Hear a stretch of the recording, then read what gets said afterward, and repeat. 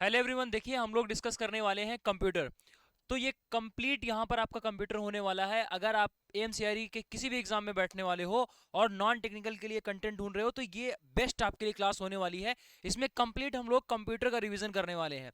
सारे इंपॉर्टेंट जो भी टाइप टॉपिक हैं वो हमने यहाँ पर लिख दिए हैं और यही सारे टॉपिक्स को आगे हम डीप में डिस्कस करने वाले हैं, जहाँ पर आपको कंप्लीट जो चैप्टर है उसकी नॉलेज देखने को मिलेगी। एंड उसके बाद में जो है एमसीक्यू क्वेश्चंस भी हैं, उसके साथ साथ में वन लाइनर क्वेश्चंस को भी हमने यहाँ पर रखा है, ताकि एक ही क्लास से आपका मैक्सिमम टू मैक्सिमम जितना भी कंटेंट है वो सब कुछ आप तक डिलीवर हो जाए। और इसके साथ में ही आपको ये क्लास का जो पीडीएफ है वो हमारे टेलीग्राम पर दे दिया जाएगा। नमस्कार दोस्तों, मेरा नाम है विशाल भाई पटेल। स्वागत है आप सभी का आपके अपने परिवार मनीष भाई पटेल पर।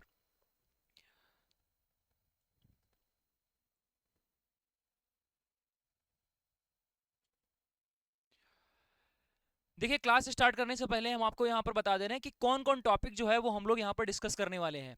सबसे पहले अगर आप यहाँ पर देखोगे तो कंप्यूटर का जो विकास है, कंप्यूटर का विकास और इतिहास, इसके क्वेश्चंस होंगे। फिर उसके बाद में कंप्यूटर के टाइप पर जो क्वेश्चंस पूछे जाते हैं, ठीक है। एंड इनपुट आउटपुट पर सबसे ज़्यादा क्वेश्चन बनते हैं। इसके अलावा स्टोरेज डिवाइस की बात करते हैं और ऑपरेटिंग सिस्टम की MS Word, MS Excel, power point, internet और नेटवर्क। तो इतने सारे टॉपिक्स हैं जिन पर क्वेश्चन जो है वो लगातार एग्जाम्स में पूछे जा रहे हैं। जैसा कि प्रीवियस एग्जाम्स में क्वेश्चन पूछे गए हैं, उसके आधार पर ही आपको पूरा जो कॉन्सेप्ट है, पूरी जो क्लास है वो देखने को मिलेगी, ठीक है।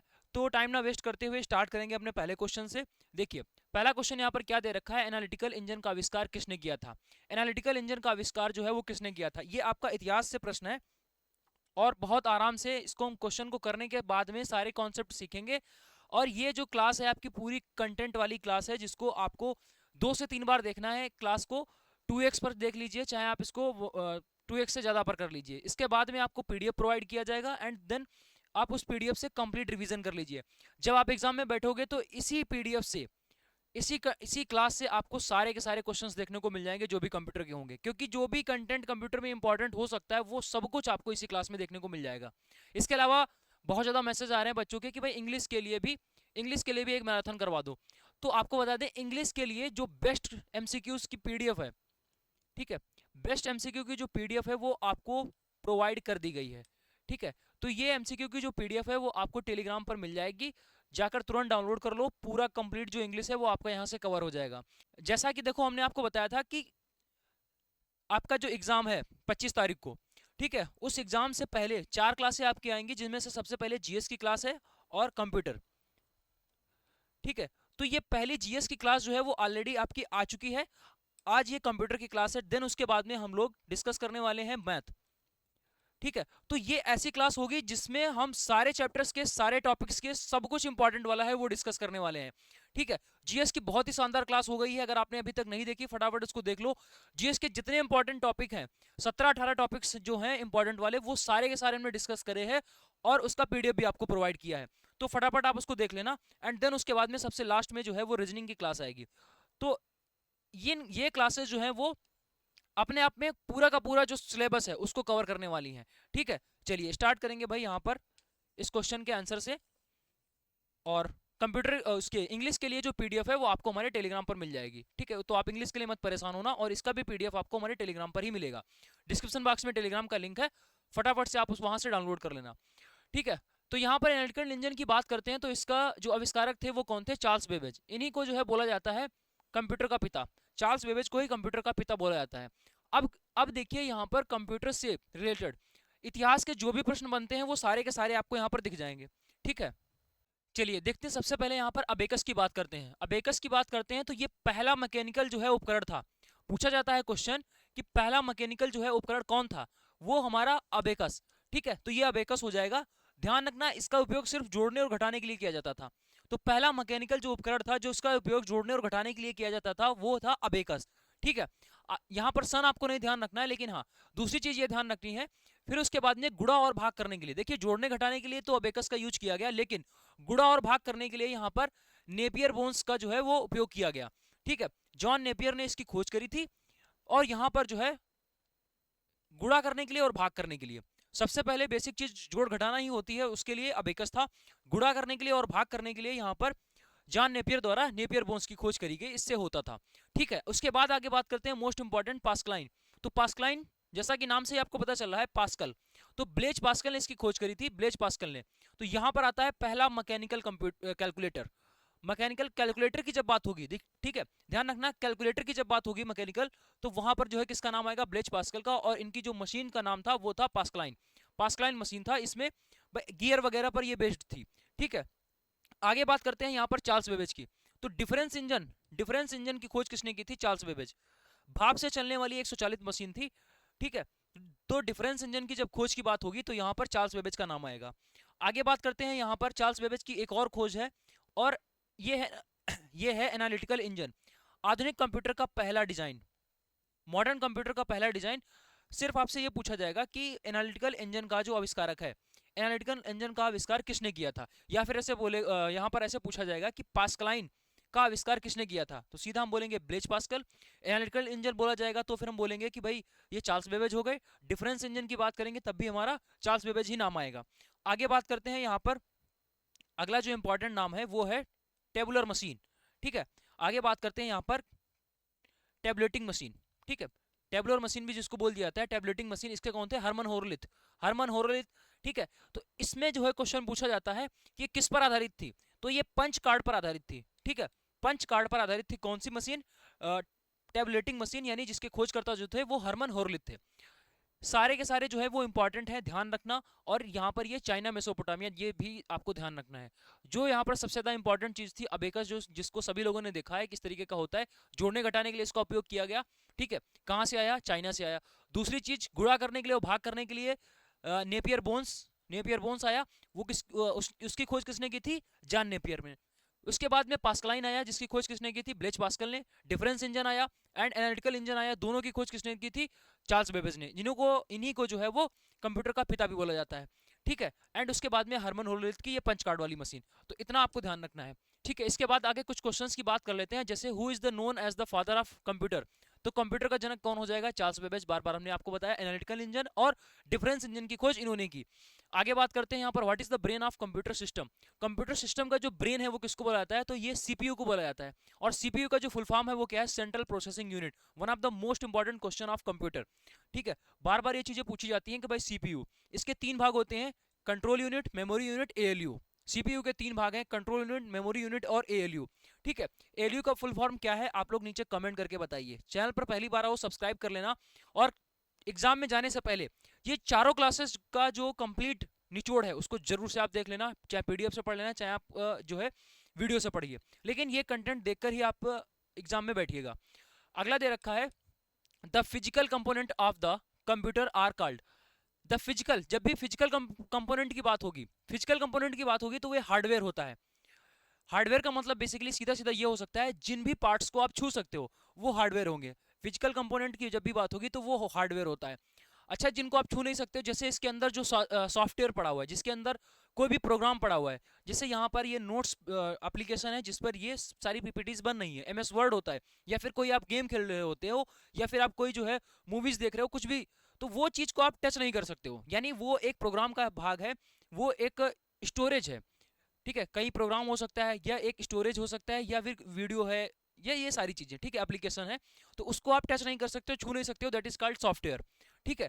अभी अगर हम यहाँ पर बात करते हैं, यहाँ पर हमने इस स्क्रीन को टच किया तो ये आपका क्या हो जाएगा, हार्डवेयर, ठीक है। स्क्रीन के बाद में हमने यहाँ पर इसके पैनल के बॉडी को टच किया तो यहाँ पर ये भी हार्डवेयर हो गया। इसके बाद इस पेन को हम टच कर रहे हैं, इट इज ऑल्सो हार्डवेयर, ठीक है। तो जिसको आप टच कर सकते हो तो एवरीथिंग इज हार्डवेयर, ठीक है। तो आगे हम बात करते हैं, विच technology was used in first generation computer. तो ये क्वेश्चन इंपॉर्टेंट है, पूछा जाता है कि पहले जनरेशन में जो फर्स्ट जनरेशन के कंप्यूटर थे उनमें क्या यूज किया जाता था, तो आंसर इज वैक्यूम ट्यूब, ठीक है। तो वैक्यूम ट्यूब का उपयोग किया जाता था पहली जनरेशन में, ठीक। दूसरी चीज, transistor were used in which computer generation. तो दूसरी पीढ़ी में ऐसे क्वेश्चंस बनते हैं कि भाई दूसरी पीढ़ी में किसका यूज होता था, यानी पहली पीढ़ी में तो किसका यूज हो रहा है, वैक्यूम ट्यूब का, ठीक है। दूसरी पीढ़ी में जो है वो ट्रांजिस्टर का उपयोग किया गया, दूसरी पीढ़ी के जो कंप्यूटर थे उनमें ट्रांजिस्टर का उपयोग किया गया। अब बात करते हैं भाई तीसरी पीढ़ी के कंप्यूटर्स में किसका यूज किया गया, आईसी, यानी इंटीग्रेटेड सर्किट का जो है उपयोग किया गया। तीसरी पीढ़ी में इंटीग्रेटेड सर्किट का उपयोग किया गया, ठीक है। उसके बाद में यहाँ पर एएलयू का फुल फॉर्म दे रखा है, what is the full form of ALU, that is arithmetic logic unit. अंक गणितीय, हिंदी में नहीं, आपको ध्यान रखना है यही, अर्थमेटिक लॉजिक एंड यूनिट, ठीक है। चलिए आगे हम लोग बात करते हैं, what is the main function of the CU. Control unit का मेन फंक्शन क्या है, तो यहाँ पर कंप्यूटर के सभी भागों को नियंत्रित एंड निर्देशित करना। ठीक है, सीधा सा नाम है कंट्रोल, यानी कंप्यूटर के सारे जो पार्ट्स हैं, सब कुछ है जो कंट्रोल करना, जो काम है वो सीयू का होता है। ठीक है, इसके अलावा आगे हम लोग यहाँ पर देखते हैं the smallest unit of data in computer is. तो कंप्यूटर में सबसे छोटी जो इकाई है वो क्या है? बिट। कंप्यूटर की सबसे छोटी इकाई है बिट। बिट से ही आपका किलोबाइट बनता है, फिर आपका मेगाबाइट बनेगा, फिर आपका मेगाबाइट के बाद में जीबी है, गीगाबाइट है। तो इस तरीके से सबसे छोटी जो इकाई बनती है वो यहाँ पर बिट है। बिट से बाइट बनेगा, बाइट से किलोबाइट, फिर मेगाबाइट, इस तरीके से। और बिट ये होते क्या है? 0 और 1। तो ये कंप्यूटर की सबसे छोटी इकाई है। आगे बात करते हैं, एक बाइट इक्वल टू कितने बिट? तो 8 बिट्स जब मिलते हैं तब जाकर एक बाइट बनता है। ठीक है, ध्यान रखना, 8 जब बिट मिलते हैं तब जाकर एक बाइट बनता है। और यही बाइट है आगे जाकर किलोबाइट, मेगाबाइट, गीगाबाइट, ठीक है, टेराबाइट, पेंटाबाइट, उसी में कन्वर्ट होता जाता है। तो जब ये 8 बिट मिलते हैं तब जाकर एक बाइट बनता है। तो ये चीज आपको यहाँ पर ध्यान रखनी है। दूसरी चीज जो यहाँ पर सबसे इंपॉर्टेंट था, वो हमें ये बात ध्यान रखनी है कि फर्स्ट जनरेशन में, जो आपकी फर्स्ट जनरेशन थी, उसमें वैक्यूम ट्यूब का उपयोग किया गया। ठीक है, वैक्यूम ट्यूब का उपयोग फर्स्ट जनरेशन में किया गया। सेकंड की अगर हम लोग यहाँ पर बात करते हैं तो ट्रांजिस्टर का उपयोग किया गया, ट्रांजिस्टर का।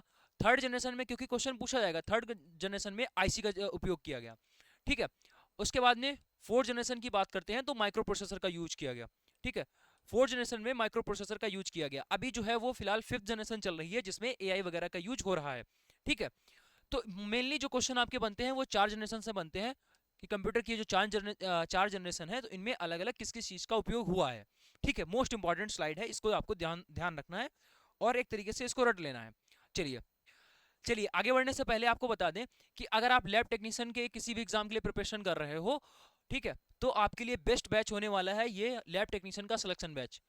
ठीक है, तो इस बैच में आपको कंप्लीट वीडियो लेक्चर मिलेंगे, टेक्निकल पोर्शन पढ़ाया जाएगा, नॉन टेक्निकल भी आपका इसी में पढ़ाया जाएगा। इसमें जो है वो आपको 15 महीने की वैलिडिटी प्रोवाइड की जा रही है। और बैच के प्राइस की बात करते हैं तो एकदम अफोर्डेबल प्राइस है, और इसके साथ साथ में यहाँ पर आपको टेस्ट सीरीज भी प्रोवाइड की जा रही है। तो सब कुछ ये सिर्फ एक ही प्राइस पर, एवरीथिंग सब कुछ आपको मिल रहा है सिर्फ इसी प्राइस पर। इसके बाद में अगर हम लोग यहाँ पर बात करते हैं तो क्लास नोट पीडीएफ भी आपको दिए जा रहे हैं जिनको आप डाउनलोड करके प्रिंट भी कर सकते हो। ठीक है, तो अभी से अगर आप इसमें तैयारी करते हो तो आगे आने वाले जितने भी एग्जामिनेशन है, जैसा कि बात करते हैं यूपी ट्रिपल एससी में, यानी यूपी में जो लैब टेक्नीशियन की वैकेंसीज है, उसके लिए तो भाई ये बेस्ट ही बेस्ट है, क्योंकि वैकेंसीज आउट होने ही वाली हैं। ठीक है, तो जो वैकेंसी आउट होने के बाद में तैयारी कर रहा है, उससे क्या आप एक्स्ट्रा कर रहे हो, ये चीज मैटर करती है कि आपके सिलेक्शन में।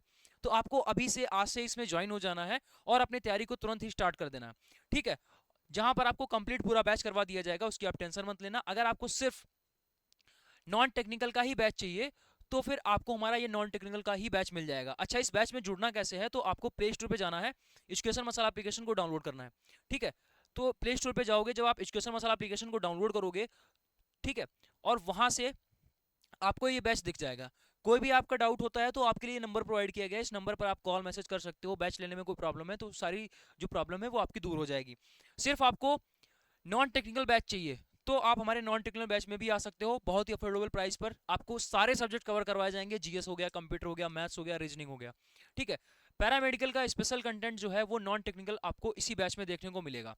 तो फटाफट से आपको इस बैच में जुड़ जाना है और अपनी तैयारी को स्टार्ट कर देना है। ठीक है, चलिए आगे बढ़ते हैं भाई। अगला क्वेश्चन क्या दे रखा है? वैज्ञानिक अनुसंधान और मौसम के पूर्वानुमान के लिए किस प्रकार के कंप्यूटर्स का उपयोग किया जाता है? माइक्रो कंप्यूटर का, मिनी कंप्यूटर का, सुपर कंप्यूटर का और मेन फ्रेम कंप्यूटर का। तो जब भी मौसम की भविष्यवाणी की बात होती है और इसके अलावा बात होती है यहाँ पर वैज्ञानिक खोजों के लिए, तो जो सबसे हाईटेक कंप्यूटर होता है उसी का यूज किया जाता है। और सबसे हाईटेक कंप्यूटर आपके पास में कौन सा है? Super computer. ठीक है, तो सबसे हाईटेक कंप्यूटर यहाँ पर हो जाता है सुपर कंप्यूटर, जिसका उपयोग वैज्ञानिक खोजों के लिए एंड इसके अलावा जो है वो वेदर फोरकास्टिंग के लिए इसका उपयोग किया जाता है। ठीक है, चलिए आगे हम लोग यहाँ पर देख लेते हैं कितने तरीके के कंप्यूटर होते हैं, उनका बेसिक यूज क्या रहता है। अच्छा, जो क्वेश्चन आपके पास बनता है वो ये बोलता है कि इनको आप अरेंज करेंगे। ठीक है, क्वेश्चन क्या बनता है कि इनको आप अरेंज कर दीजिए। ठीक है, तो हमेशा ध्यान रखना, सबसे पहले जो है वो माइक्रो कंप्यूटर आते हैं, देन उसके बाद में मिनी कंप्यूटर आते हैं, देन उसके बाद में मेन फ्रेम आते हैं, और सबसे जो हैवी कंप्यूटर होते हैं वो सुपर कंप्यूटर होते हैं। कंफ्यूजन इन दोनों में होता है, और जब भी आप ऑप्शंस देखोगे तो इन दोनों को कंफ्यूज करते हुए ऑप्शंस आपको जरूर दिखेंगे। ठीक है, तो हमें सिर्फ इस बात का ध्यान रखना है कि सबसे जो छोटा कंप्यूटर होता है वो माइक्रो होता है। ठीक है। माइक्रो के बाद में मिनी आता है, मिनी के ऊपर मेन फ्रेम होता है और मेन फ्रेम से ऊपर जो है वो आपका सुपर कंप्यूटर होता है।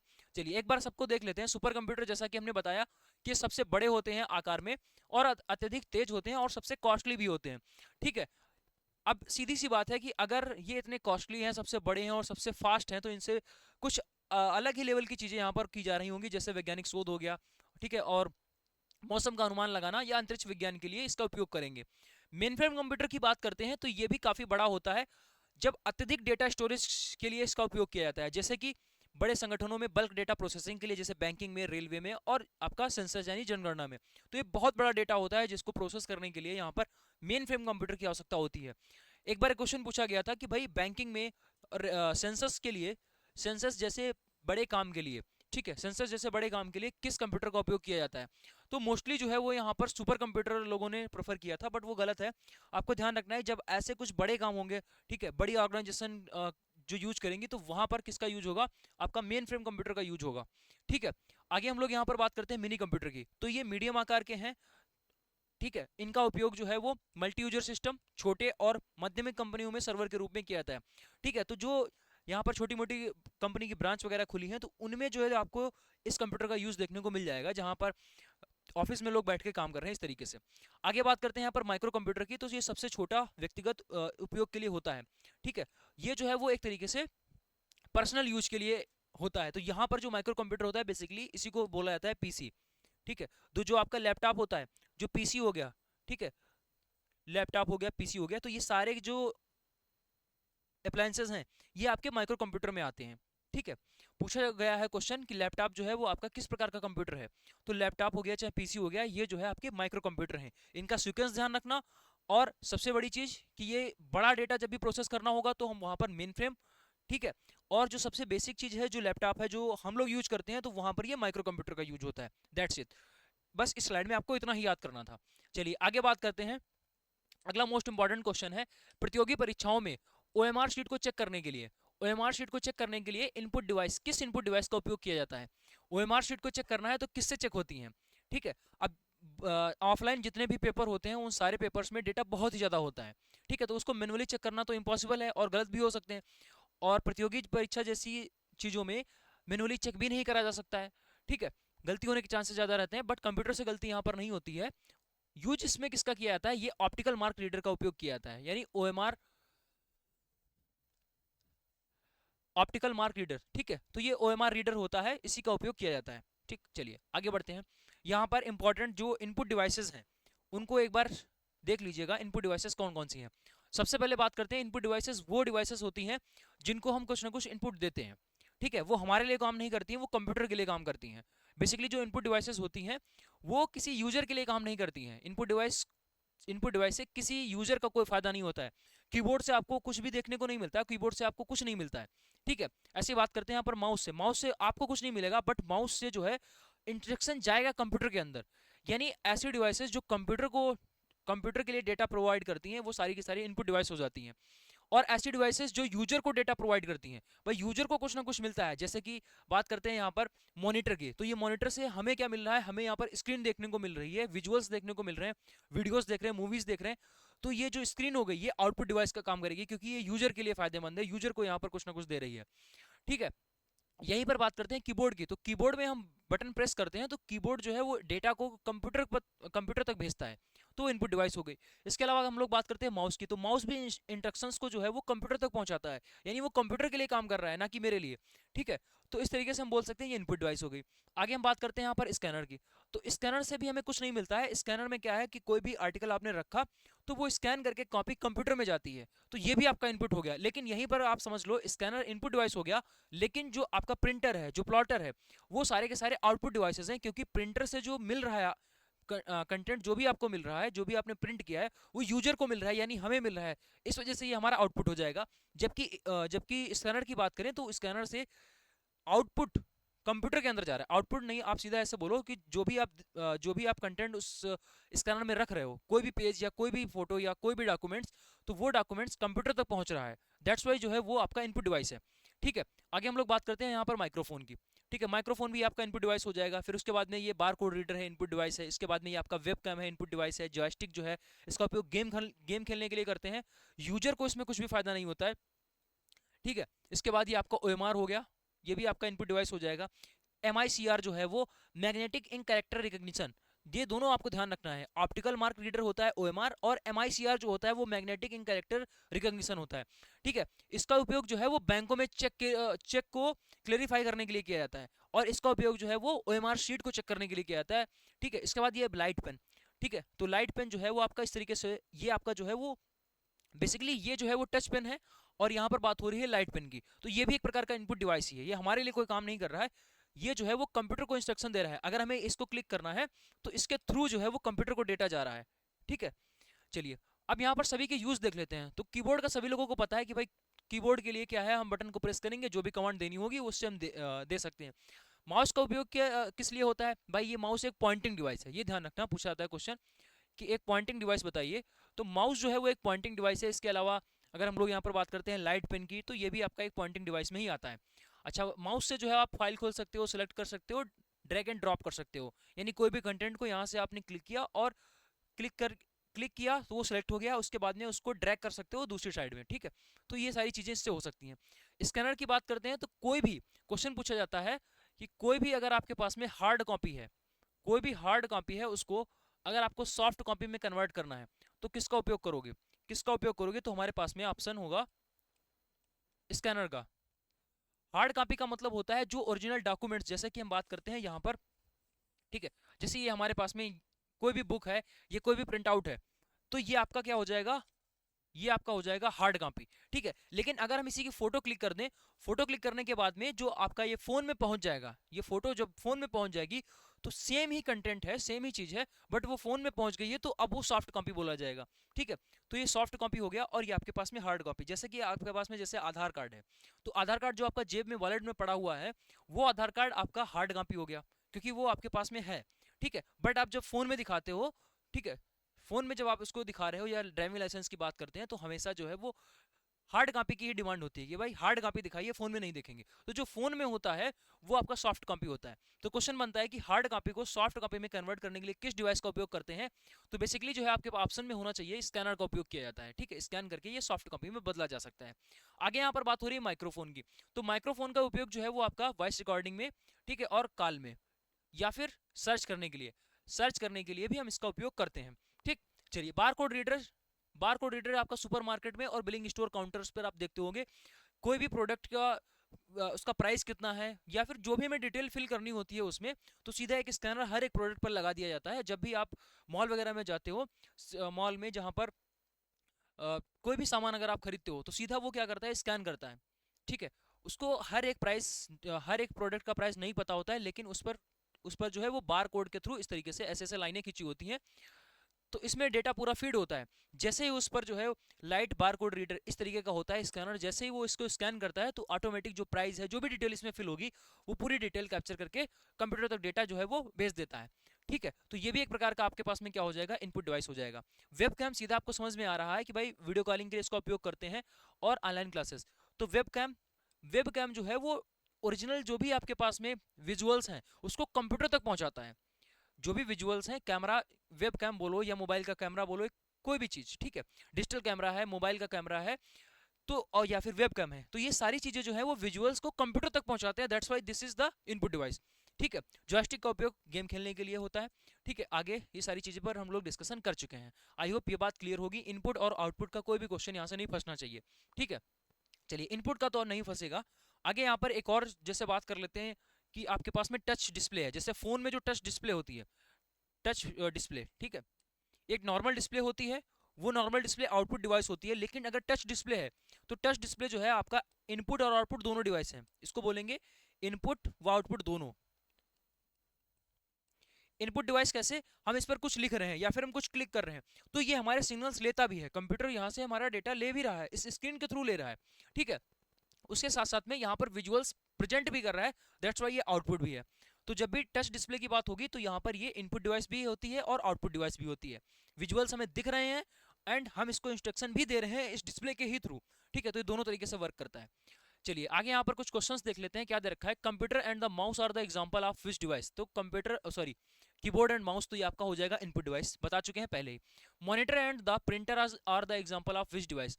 तो बात हो रही है यहाँ पर मॉनिटर की। मॉनिटर और प्रिंटर ये हमें जो विजुअल्स दिखाता है, और प्रिंटर जो है वो हमें प्रिंट आउट करके देता है, तो यानी यूजर को मिलता है, that's why this is the output device. ठीक है, आगे यहाँ पर बात आती है which key is called modifier की ऑन अ कीबोर्ड। तो कीबोर्ड में जो है वो मॉडिफायर की किसे बोला जाता है, कीबोर्ड में मॉडिफायर की किसे बोला जाता है, तो ध्यान रखना shift, control and alt keys. तो ये इन सारी कीज को, शिफ्ट वाली जो है, कंट्रोल और आल्ट की, इन सभी को जो है वो मॉडिफायर की बोला जाता है। आगे बात करते हैं which devices is used to scan printed documents into digital format. बता चुके हैं कि जो प्रिंटेड डॉक्यूमेंट्स है, जो आपके पास में ऐसा प्रिंटेड डॉक्यूमेंट्स है, इसको जो है हमें किस में कन्वर्ट करना है, डिजिटल फॉर्मेट में कन्वर्ट करना है।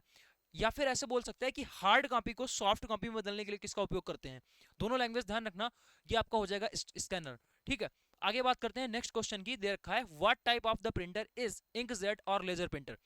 तो आपको यहां पर बताना है कि जो इंकजेट प्रिंटर है या लेजर प्रिंटर जिसको आप बोल रहे हो, ये किस तरीके का है। तो ये नॉन इंपैक्ट प्रिंटर है, ये चीज नोटिस करके रखना। लेजर प्रिंटर के बारे में जरूर क्वेश्चन पूछा जाता है। लेजर प्रिंटर जो है वो आपका नॉन इंपैक्ट प्रिंटर है। लेजर प्रिंटर जो है वो नॉन इंपैक्ट प्रिंटर है, यहाँ पर लेजर की सहायता से जो है वो प्रिंटिंग की जाती है। ठीक है, MICR technology is primarily used in which sector. तो ये जो है वो बैंकिंग क्षेत्र में चेक को प्रोसेस करने के लिए इसका उपयोग किया जाता है। ठीक है, चेक प्रूफिंग के लिए इसका उपयोग किया जाता है। और यहीं पर अगर OMR की बात हो जाए तो फिर ये जो है वो क्वेश्चन सीट या आंसर सीट उसको चेक करने के लिए उपयोग में ली जाती है। Which port is the commonly use to connect a modern mouse और कीबोर्ड। विच पोर्ट, यहाँ पर पूछा गया कौन सा पोर्ट है जो माउस को और कीबोर्ड को कनेक्ट करता है। तो यहाँ पर यूएसबी पोर्ट जो है वो आपका कनेक्ट करता है। ठीक है, तो इसका फुल फॉर्म ध्यान रखना है, यूनिवर्सल सीरियल बस। ठीक है, चलिए आगे हम लोग यहाँ पर बात करते हैं resolution of a computer monitor is measured in. तो रेजोल्यूशन ऑफ ए कंप्यूटर, कोई भी कंप्यूटर मॉनिटर का जो रेजोल्यूशन है वो किस में नापा जाता है, तो आपको ध्यान रखना है पिक्सल में। ये पिक्सल में नापा जाता है, जिस पर अभी ये वीडियो जो आप यूट्यूब पर देख रहे हो, तो उसमें भी क्वालिटी का ऑप्शन आता है, जहां से आप अपनी क्वालिटी को मैनेज करते हो, 240p, फिर उसके बाद में 360p। तो यहाँ पे जो p लिखा होता है यही पिक्सल है। ये यहाँ पर क्या कर रहा है, ये आपकी क्वालिटी को इंप्रूव करता है, तो इसका जो मेजरमेंट है वो पिक्सल में किया जाता है।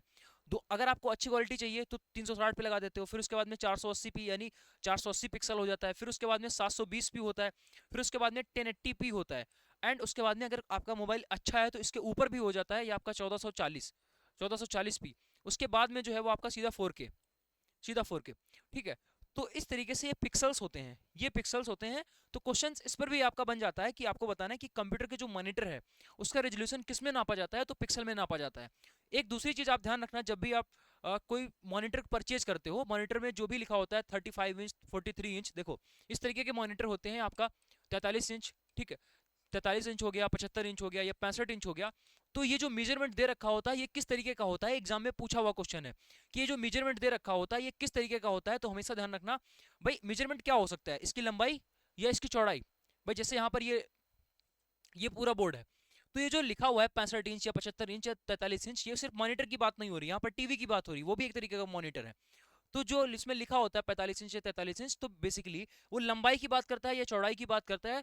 तो यहाँ पर हम आपको बता दें, ये ना ही लंबाई की बात करता है ना ही चौड़ाई होता है, ये विकर्ण की बात करता है, डायगोनल की बात करता है। यानी अगर 45 इंच कोई बोल रहा है, 43 इंच बोल रहा है, 65 इंच बोल रहा है, तो यहाँ पर जो है इसकी ये डायगोनल यानी ये कोने पर जो ये लाइन आती है इसकी लंबाई हमेशा दे रखी होती है।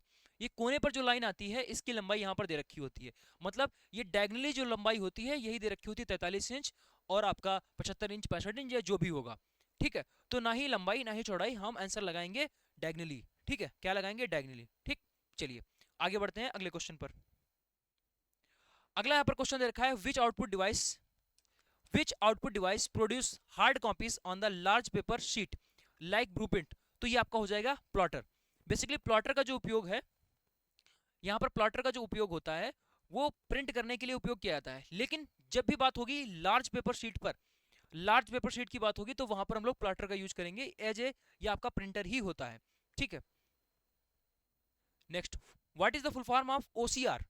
ओसीआर का जो है फुल फॉर्म क्या है, तो ऑप्टिकल कैरेक्टर रिकॉग्निशन एक आपका OCR हो गया, दूसरा जो है वो आपका क्या हो जाएगा, MICR, ठीक है, और OMR। ये तीन के फुल फॉर्म जो है ध्यान रखना। USB का भी हमने बता दिया, यूनिवर्सल सीरियल बस, ठीक है। तो ये सारी चीजें को आपको ध्यान रखना है। चलिए आगे बढ़ते हैं। अगला क्वेश्चन दे रखा है, मानचित्र और ब्लूप्रिंट जैसे बड़े आकार के चित्रों को किस आउटपुट डिवाइस द्वारा जो है वो उपयोग होता है।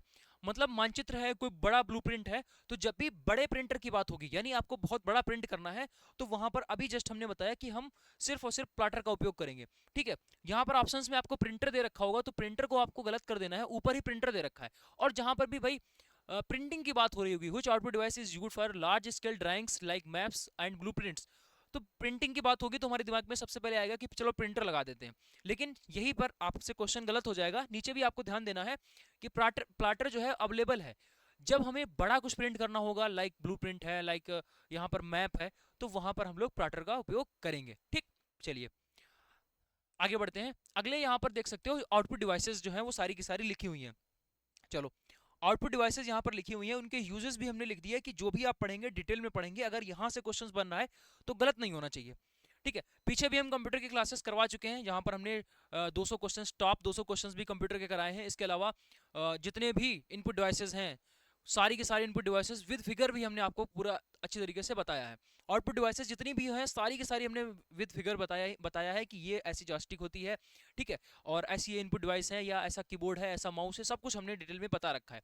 तो ये कंप्यूटर की आपकी लास्ट क्लास होगी। यकीन मानना अगर ये तीनों क्लासेस आप कंप्लीट कर लेते हो जो भी हमने कंप्यूटर की करवाई है, डेफिनेटली आपका जो क्वेश्चंस है वो इन्हीं क्लासेस से मिलेगा, और सबसे ज्यादा जो क्वेश्चंस आपको देखने को मिलेंगे वो इस क्लास से मिलेंगे, क्योंकि पूरा इंपॉर्टेंट सारे टॉपिक्स को हमने यहाँ पर कवर कर लिया विद क्वेश्चंस, ठीक है। चलिए यहाँ पर बात करते हैं मॉनिटर की। तो मॉनिटर जो है वो आपका सॉफ्ट कॉपी है। मॉनिटर सॉफ्ट कॉपी है, जैसा कि हमने बताया कि अगर फोन में, ये भी आपका फोन में जो आपका स्क्रीन है, ये भी एक तरीके का क्या है, मॉनिटर है। अब इस फोन में हम जो भी देखेंगे, फोन में जो भी देखेंगे वो सॉफ्ट कॉपी होगा, ठीक है। अगर उसका प्रिंट आउट करा लेंगे वो हार्ड कॉपी बन जाएगा। तो वही चीज यहाँ पे बोल रहा है कि ये सॉफ्ट कॉपी रहता है, स्क्रीन पर टेक्स्ट, इमेज और वीडियो को प्रदर्शित करता है। ये इसके टाइप की बात करते हैं तो ये एलईडी टाइप का हो सकता है, एलसीडी हो सकता है, ओएलईडी हो सकता है, और सीआरटी हो सकता है। CRT cathode ray tube, CRT का मतलब हो जाएगा कैथोड रे ट्यूब। हालांकि एक बहुत पुरानी टेक्नोलॉजी हो गई, जो पहले टीवी आती थी पीछे तक बहुत लंबी हुआ करती थी, ठीक है। आगे से जो है कंप्यूटर तरीके का पीछे बहुत लंबी हुई बनी होती थी, वहां पर कैथोड रे ट्यूब का उपयोग होता था। वो सब कुछ खत्म हो गया, अब तो बिल्कुल बहुत ही स्लिम टीवी जो है वो आने लगी। तो वही आपका एलसीडी, एलईडी और ओएलईडी जैसी चीजें यहाँ पर इंट्रोड्यूस हो चुकी हैं। हालांकि उतना आपसे नहीं पूछेगा, बट ये ध्यान रखना है कि मॉनिटर जो होता है वो आपके पास में एक आउटपुट डिवाइस है। यहीं पर प्रिंटर की बात करते हैं तो ये हमें हार्ड कॉपी प्रोवाइड करता है, ठीक है, हार्ड कॉपी प्रोवाइड करता है। दूसरा आपके पास में प्लाटर हो गया, ये भी हार्ड कॉपी देता है, लेकिन इसका उपयोग बड़े फ्लैक्स, बैनर, इंजीनियरिंग ड्राइंग और नक्शे प्रिंट करने के लिए उपयोग में लिया जाता है, ठीक है। तो नॉर्मल जो है A4 साइज हो गया या A3 साइज है, तो ये सारे जो पेजेस हैं जिससे बुक्स बन रही हैं, ठीक है, या फिर आपके नोट्स बन रहे हैं, तो ये सब कुछ जो है प्रिंट जो है कौन करता है, ये प्रिंटर करता है। बट अगर हमें बड़ा मानचित्र चाहिए, या फिर किसी बिल्डिंग का ब्लूप्रिंट चाहिए, या इंजीनियरिंग में इसका उपयोग करना है, या बैनर लगने हैं, ठीक है, जगह जगह पर आपका एडवर्टीजमेंट के लिए अगर बैनर बनने हैं बड़े बड़े, तो उसमें जो है हमेशा किसका उपयोग होगा, प्लाटर का उपयोग होगा, ठीक है। स्पीकर की बात करते हैं तो ये हमें आउटपुट जो देता है वो ऑडियो का आउटपुट देता है, ठीक है। डिजिटल सिग्नल को जो है वो किस में बदलता है, ध्वनि में कन्वर्ट करता है, वैल्यू में, वॉइस में कन्वर्ट करता है। हेडफोन की बात करते हैं तो ये भी हमें ऑडियो ही देता है। आगे प्रोजेक्टर की बात करते हैं तो प्रोजेक्टर हमें सॉफ्ट कॉपी प्रोवाइड करता है। सॉफ्ट कॉपी का मतलब क्या है कि जो काम डिस्प्ले, देखो जैसे कि यहाँ पर बात करते हैं डिस्प्ले की, तो स्क्रीन में हमें सारी चीजें दिख रही हैं, ये सब कुछ भी हमें अगर देखना है तो स्क्रीन के अंदर दिख रहा है। लेकिन जो प्रोजेक्टर होता है, प्रोजेक्टर से क्या है कि रे, किरणों की सहायता से, रे से जो है वो इसका जो विजुअल्स हैं वो आप किसी भी दीवार पर या कहीं पर भी आप उसको प्रोजेक्ट कर सकते हो। उसका छोटा सा एग्जांपल आप समझना, जो लेजर लाइट होती है बच्चों वाली, उस लेजर लाइट को जैसे ही ऑन करते हो तो वो दीवार पर जहां पर भी उसको लगाते हो तो वहां पर एक, या तो एक गोल डॉट जैसा बनता है, या फिर कोई ना कोई उसमें एक आकृति बन जाती है। तो उसी का बड़ा रूप अगर देखा जाए तो वो तो एक बहुत छोटी चीज हो गई, तो प्रोजेक्टर उसका बहुत बड़ा रूप है, जहां पर आप सिर्फ फोटो नहीं बल्कि वहां पर आप वीडियोस वगैरह भी सब कुछ देख सकते हो, ठीक है। तो उसमें सारे कलरफुल विजुअल्स होते हैं, ठीक है, तो वो प्रोजेक्टर आपका हो जाता है, ठीक है। तो उसका प्रोजेक्शन आप कहीं पर भी ले सकते हो, किसी भी स्क्रीन पर और कहीं भी जगह, लाइक जैसे कि वो आपका लाइट पेन होता है, ठीक है। चलिए कंप्यूटर स्क्रीन के दृश्य को बड़ी दीवार या पर्दे पर दिखा सकता है, ठीक है। आगे बात करते हैं यहाँ पर साउंड कार्ड की। तो ये जो आपका साउंड कार्ड है इसका उपयोग कंप्यूटर अंदर का कंपोनेंट जो स्पीकर हेडफोन को साउंड भेजता है, ठीक है, तो ये ऑडियो सिग्नल के लिए इसका उपयोग होता है। चलिए, तो इनपुट डिवाइस और आउटपुट डिवाइस हमने आपको अच्छी तरीके से समझा दी। आगे हम लोग यहाँ पर बात करते हैं मेमोरी की। निम्नलिखित में से कौन सा वोलाटाइल प्राइमरी स्टोरेज है? वोलाटाइल प्राइमरी स्टोरेज, ठीक है। वोलाटाइल प्राइमरी स्टोरेज की जब भी बात होगी तो आपको ध्यान रखना है, हमने दो बातें बताई थी, एक तो आपका वोलाटाइल होता है, एक तो आपका वोलाटाइल होता है, दूसरा होता है नॉन वोलाटाइल। नॉन वोलाटाइल, कोई कंफ्यूजन नहीं आपको यहाँ पर रखना है, सीधा ऐसे ध्यान रखना, अगर वो आपका दो बार आ जाएगा तो यहाँ पर बन जाएगा रोम, ठीक है, और बाकी आपका रैम रहेगा। क्या समझ में आया? ठीक है, देखो जब दो बार नॉन और इसमें भी वोलाट में ओ आ रहा है और नॉन में भी ओ आ रहा है, तो हम यहाँ पर ओ रखेंगे यानी रोम रखेंगे। अगर वोलाटाइल दे रखा है तो ये आपका रैम रहेगा। तो यहाँ पर आंसर की बात करते हैं तो आपका रैम हो जाएगा, ठीक है। तो इसमें कंफ्यूजन आपका नहीं होना चाहिए। चलिए, सारी चीजों को हम लोग यहाँ पर समझते हैं।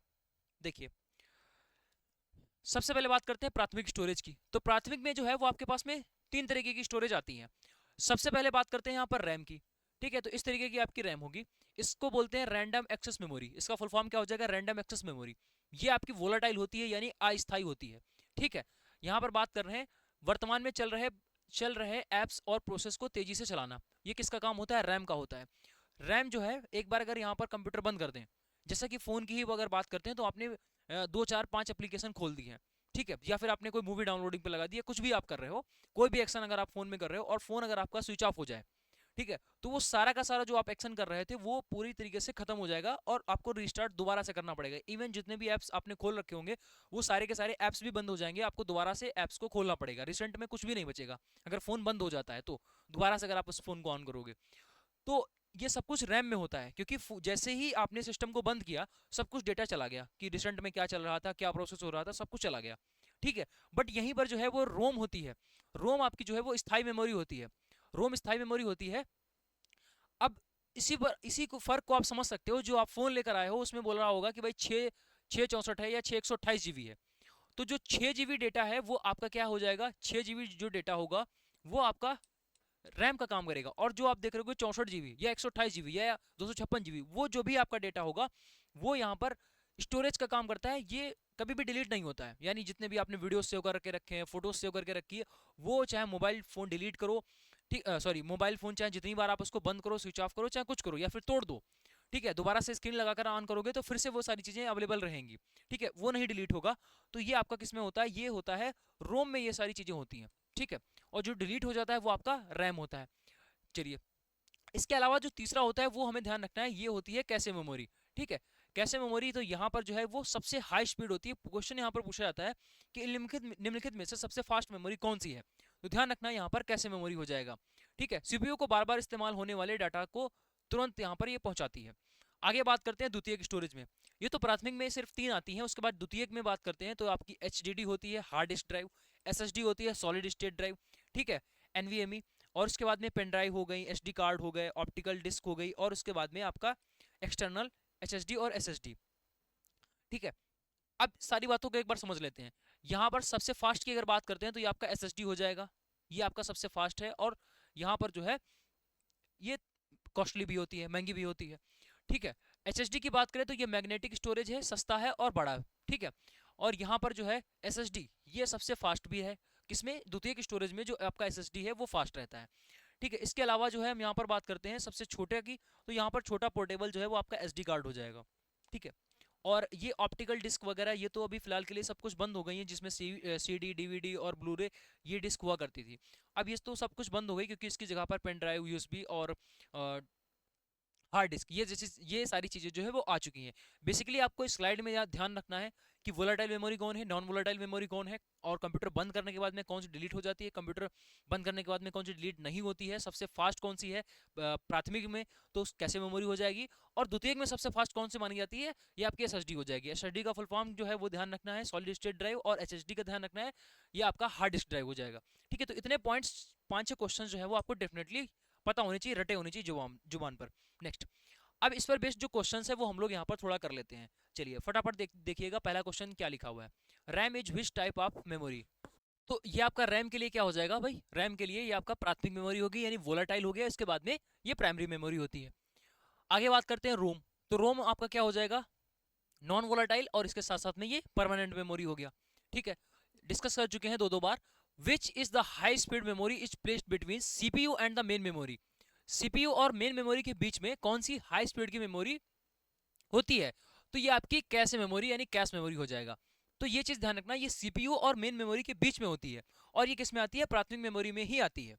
ठीक है, जब भी आप ऐसे समझो कि ये सीपीयू है, ये आपका सीपीयू है, ठीक है, और यहाँ पर जो है वो आपका मेमोरी है, तो जब भी ये डेटा लेना होगा तो इसको मेमोरी के पास में जाना पड़ेगा। लेकिन सीपीयू और मेमोरी के बीच में आपका जो है वो कैश मेमोरी हो जाती है। ठीक है, इसके बीच में ही ये मेमोरी आ जाती है, तो सीधा जब डेटा लेना होता है वो डायरेक्टली कैश मेमोरी से ले लेता है और मेमोरी से नहीं लेता है। इसका मतलब है इसको पहले ही डेटा मिल जाता है, वरना इसको आगे जाना पड़ेगा और वापस प्रोसेस करने में टाइम लगेगा।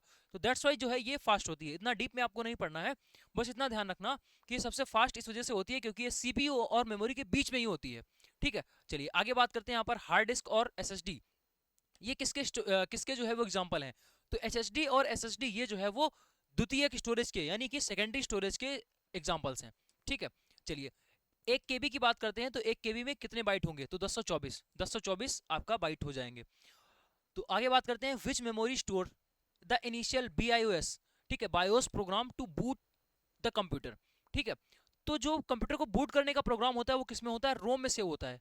ठीक है, रोम में से होता है। जब भी आप कोई भी फोन वगैरह कुछ भी लेते होगे, अपने ही फोन में आप देखोगे, तो अगर आपने 128 GB स्टोरेज वाला कोई भी फोन लिया है तो आप उसमें देखोगे कि हमें 128 कंप्लीट डेटा नहीं मिलता है, पूरा हमें 128 GB यूज करने को कभी नहीं मिलता है। उसमें कुछ सिस्टम के एप्लीकेशंस पड़े होते हैं, इसके साथ साथ में उसमें बायोस भी पड़ा होता है। तो 128 GB में मुश्किल से मुश्किल आपको 100 GB डेटा जो है वो सब कुछ डिलीट भी कर दोगे तब भी आप 100 GB से ज़्यादा डेटा का यूज नहीं कर पाओगे।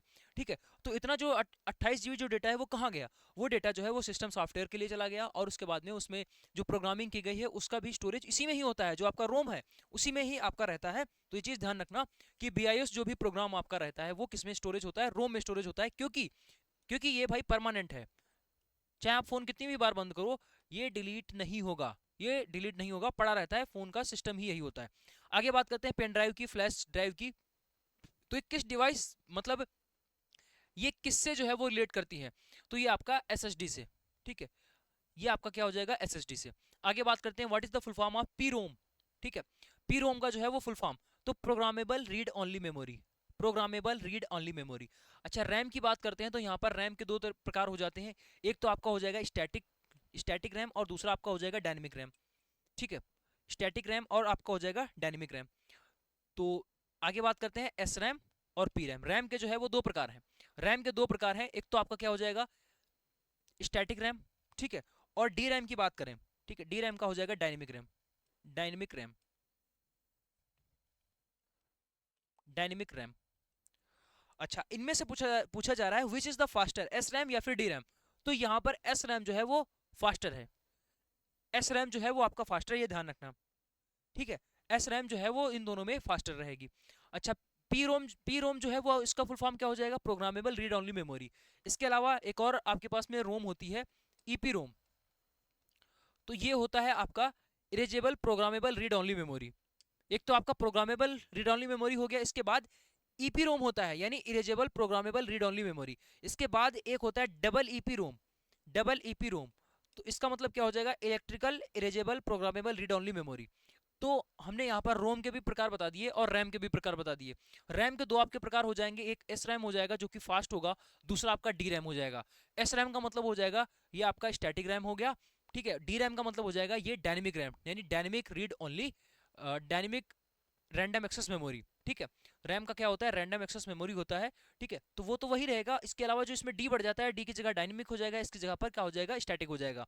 और रोम की बात करते हैं, तो अगर इसमें पी के आगे देखो, रोम के आगे अगर पी रोम लगा दोगे तो ये प्रोग्रामेबल रीड ओनली मेमोरी हो जाएगा। अगर यहाँ पर ईपी रोम लगा दोगे तो ये आपका क्या हो जाएगा? Erasable programmable read only memory. यहाँ पर ये ई का मतलब क्या हो जाएगा? इरेजेबल। ठीक है, इरेजेबल यानी मिटाने योग्य। ठीक है, मिटाने योग्य प्रोग्रामेबल रीड ओनली मेमोरी। अब फिर से अगर एक और ये लगा दोगे तो इसका मतलब हो जाएगा electrical erasable programmable read only memory. ठीक है, तो ये आपको ध्यान रखना है। चलिए आगे हम लोग यहाँ पर बात करते हैं अगले क्वेश्चन की। दे रखा है कौन सा ऑपरेटिंग सिस्टम गूगल द्वारा विकसित किया गया है और मुख्यतः स्मार्टफोन में इसका उपयोग करते हैं? गूगल द्वारा कौन विकसित किया गया है और स्मार्टफोन में आपको कौन सा देखने को मिलता है? iOS, विंडोज, एंड्रॉयड और मैकओएस।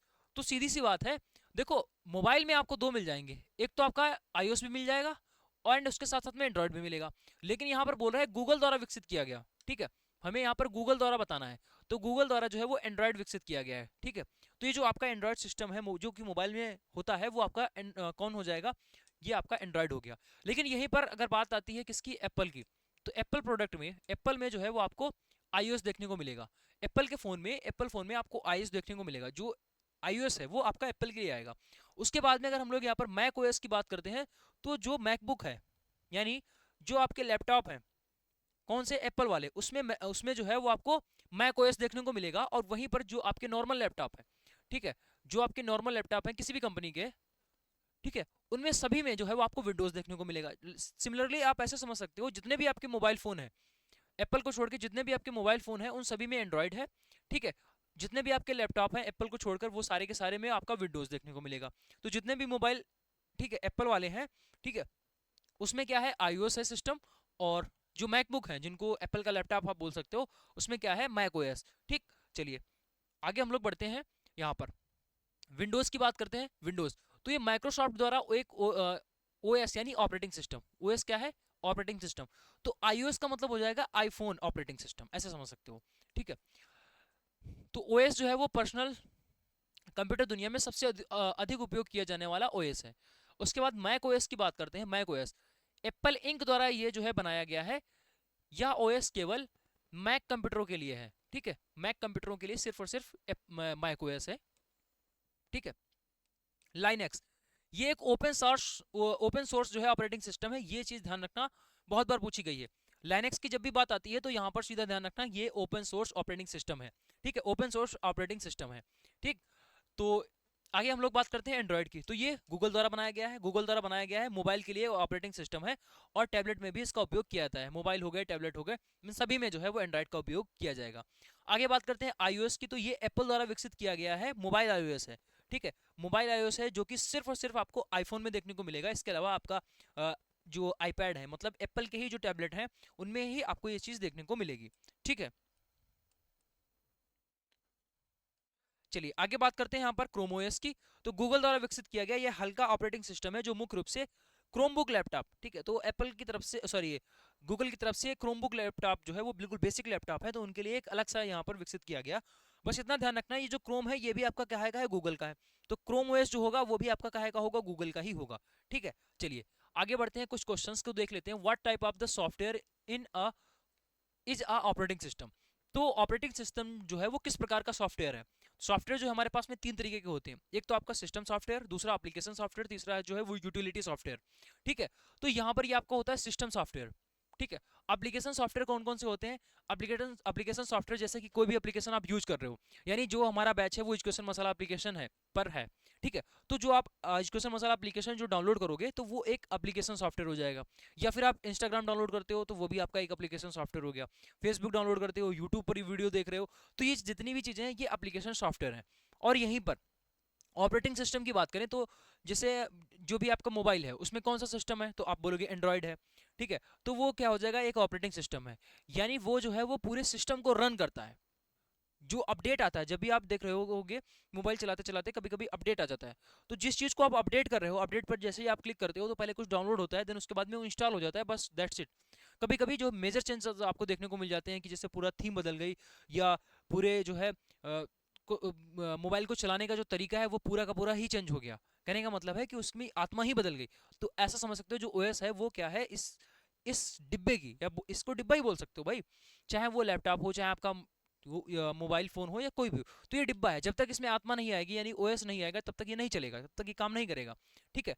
चलिए आगे हम लोग यहाँ पर बात करते हैं। MS word and Photoshop is the example of इस सॉफ्टवेयर। तो ये एप्लीकेशन हो जाएगा, जैसा बताया भाई, आप एजुकेशन मसाला एप्लीकेशन पर जो है हमारी क्लासेस देख रहे हो, या फिर यूट्यूब पर फ्री में क्लासेस देख रहे हो, तो यूट्यूब हो गया, ये एप्लीकेशन हो गए, ठीक है। इंस्टाग्राम है, फेसबुक है, और भी तरह तरह के जो एप्लीकेशन आप यूज कर रहे हो वो सारे के सारे क्या है, एप्लीकेशन सॉफ्टवेयर है, ठीक है। What is the main goal of the operating system. तो ये यूजर और हार्डवेयर के बीच इंटरफेस जो है वो प्रदान करता है, ठीक है। यूजर और हार्डवेयर के बीच में, यूजर और हार्डवेयर के बीच में, यानी कि जैसे कि ये स्क्रीन है स्क्रीन है और इससे ह्यूमन कैसे इंटरेक्ट कर सकते हैं। अभी तो ये प्रॉपर ये स्क्रीन बना हुआ है, अगर हम इसमें लाइट वगैरह ना दें तो ये क्या है, कुछ नहीं है, एक फालतू की चीज़ है। लेकिन अगर हम इसमें लाइट भी दे देते हैं, लेकिन उसके अंदर भी तो एक कुछ सिस्टम होना चाहिए जो यूजर के साथ में इंटरेक्ट कर सके, यानी हमारे साथ में कुछ इंटरेक्ट कर सके, तभी तो इस चीज़ हमारे काम में आएगी। जैसा कि हम इसको इंस्ट्रक्शन दे रहे हैं कि अभी इसको जो है यहाँ पर अंडरलाइन करना है, तो ये अंडरलाइन इसने कर दिया, तो ये जो है कनेक्शन कौन बिल्ड करवा रहा है, तो ये आपका ओएस बिल्ड करवा रहा है, सीधा समझो। आगे बात करते हैं लाइनेक्स और आपका यूनिक्स जो है वो एक ओपन सोर्स सॉफ्टवेयर है। देखो लाइनेक्स आपका ओपन सोर्स सॉफ्टवेयर हो जाएगा, और यूनिक्स की बात होगी तो आपका मल्टी यूजर ऑपरेटिंग सिस्टम होगा।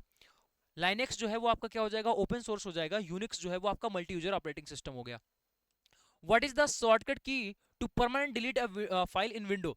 जब भी हम डिलीट करते हैं तो सीधा वो रिसाइकिल बिन में जाता है। जब भी हम कोई चीज डिलीट करते हैं तो डेल बटन को जैसे ही दबाओगे तो ये कहाँ चला जाता है, कोई भी चीज है वो आपका रिसाइकिल बिन में चला जाता है। ठीक है, रिसाइकिल बिन, ठीक है। रिसाइकिल का मतलब है कि यानी आप फिर से उसको रीयूज कर सकते हो। लेकिन जब आप शिफ्ट के साथ में डिलीट बटन का उपयोग करते हो तो ये जो फाइल होती है वो पूरी तरीके से डिलीट हो जाती है। अब ये फीचर फोन में भी देखने को मिल जाएगा, जहां पर अलग अलग नाम से इसको दिखाया जाता है, जैसे ट्रेस बिन हो गया। ठीक है, तो ये सारे जो नाम्स हैं ये यहीं से लिए गए हैं। मतलब ये कंप्यूटर में पहले जो रिसाइकिल बिन हुआ, अब भी वो होता है कंप्यूटर में जो रिसाइकिल बिन होता है, उसी का नाम जो है अब मोबाइल फोन में आपको भी देखने को मिलेगा, मिलता होगा रिसेंटली डिलीटेड। ठीक है, या फिर ट्रैश बिन, तो ऐसे करके नाम यहाँ पर दे रखे होते हैं। तो वही चीज होती है कि जब भी हम कुछ डिलीट करेंगे तो डायरेक्टली जो है वो कहाँ जाएगा, सबसे पहले रिसाइकिल बिन में जाएगा। ठीक है, बट हम अगर इसके साथ में शिफ्ट के साथ में डिलीट करेंगे तो सीधा डिलीट हो जाएगा। What is the process of the restarting of a computer system called.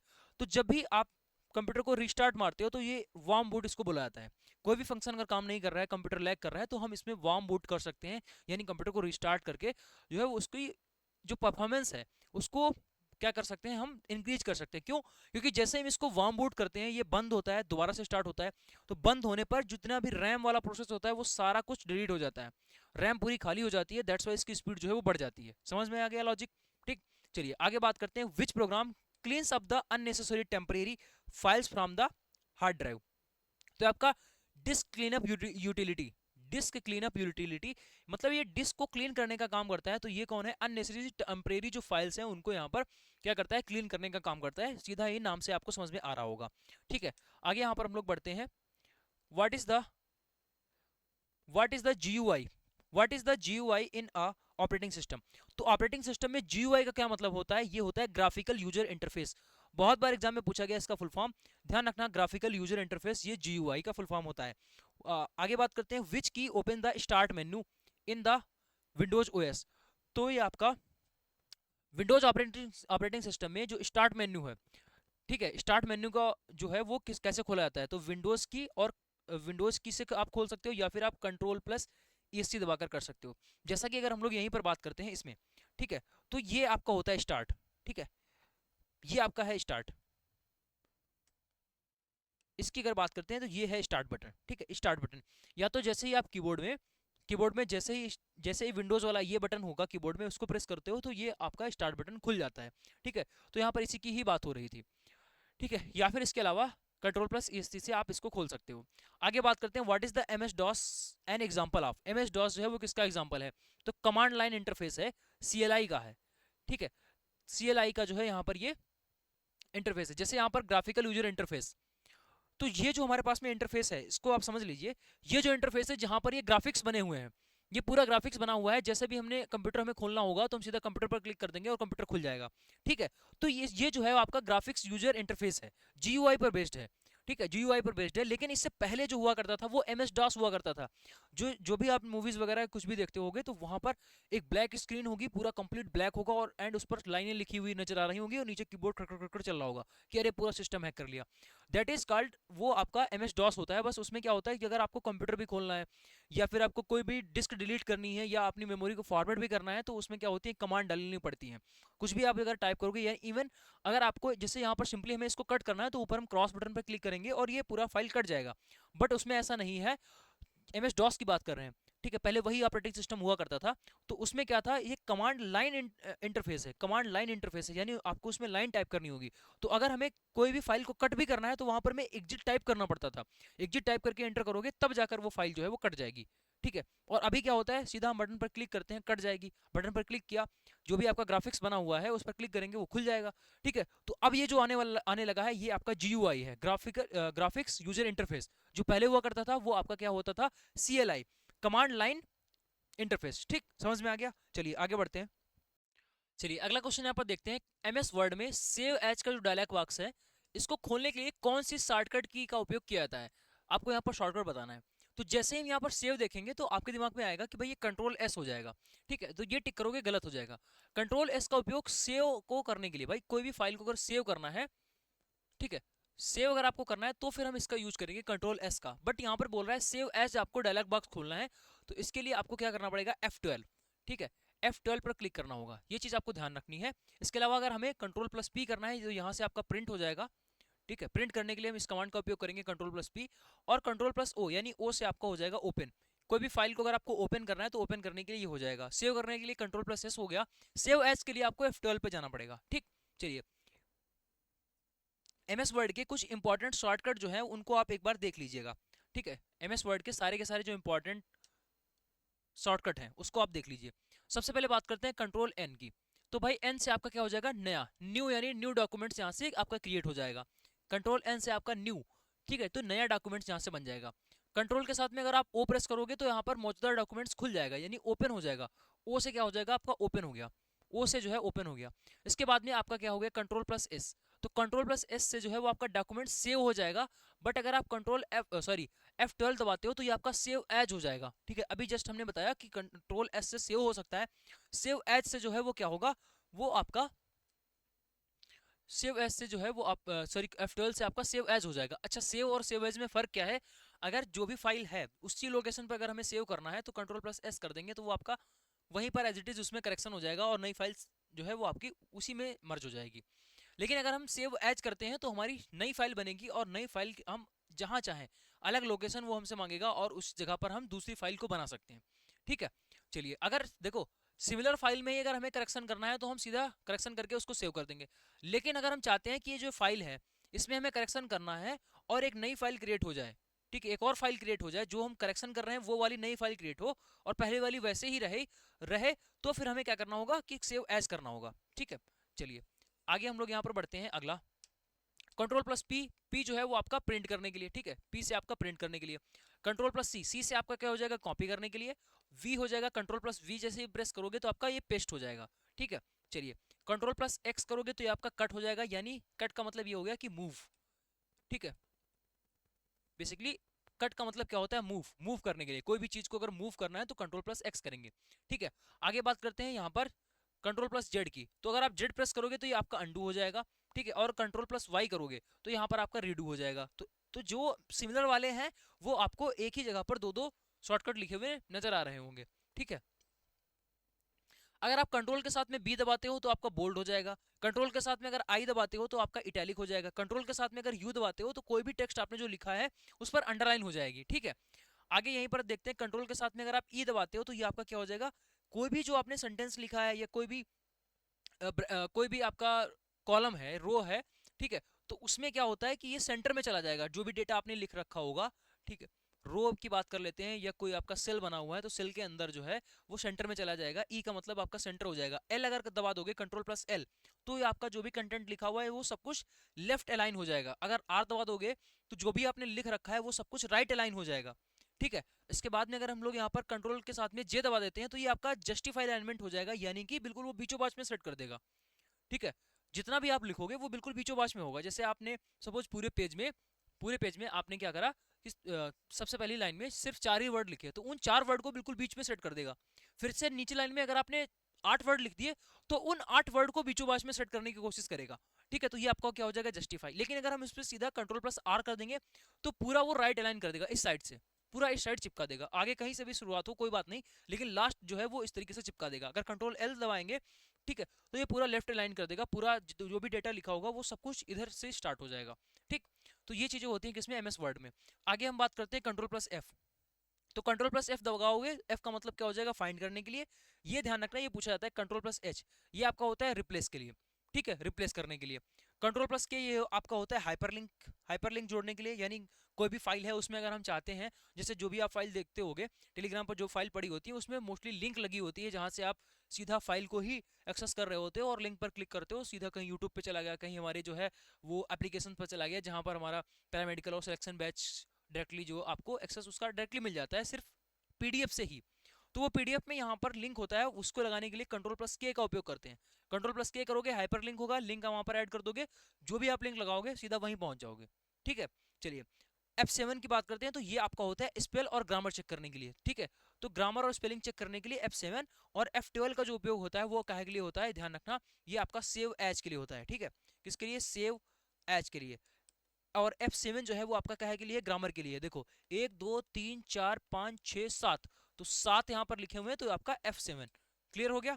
ठीक, चलिए एमएस ऑफिस के जो है वो कुछ यहाँ पर हम लोग क्वेश्चंस देख लेते हैं। देखो एमएस ऑफिस में एक एक्सटेंशन होता है, यानी जो भी एमएस ऑफिस का जो फाइल होता है उसके, जैसे कोई भी वीडियो अगर आप देखते होगे तो वीडियो के लास्ट में .mp4 .mov, अगर आईफोन से वीडियो शूट किया हुआ है तो .mov लिखा होगा, या .mp4 करके लिखा होगा। ठीक है, तो ये क्या होते हैं, ये एक्सटेंशंस होते हैं। ये किस में है, वीडियो फाइल में होते हैं। जैसे कोई अगर ऑडियो फाइल होगी तो उसके लास्ट में .mp3 करके लिखा होगा।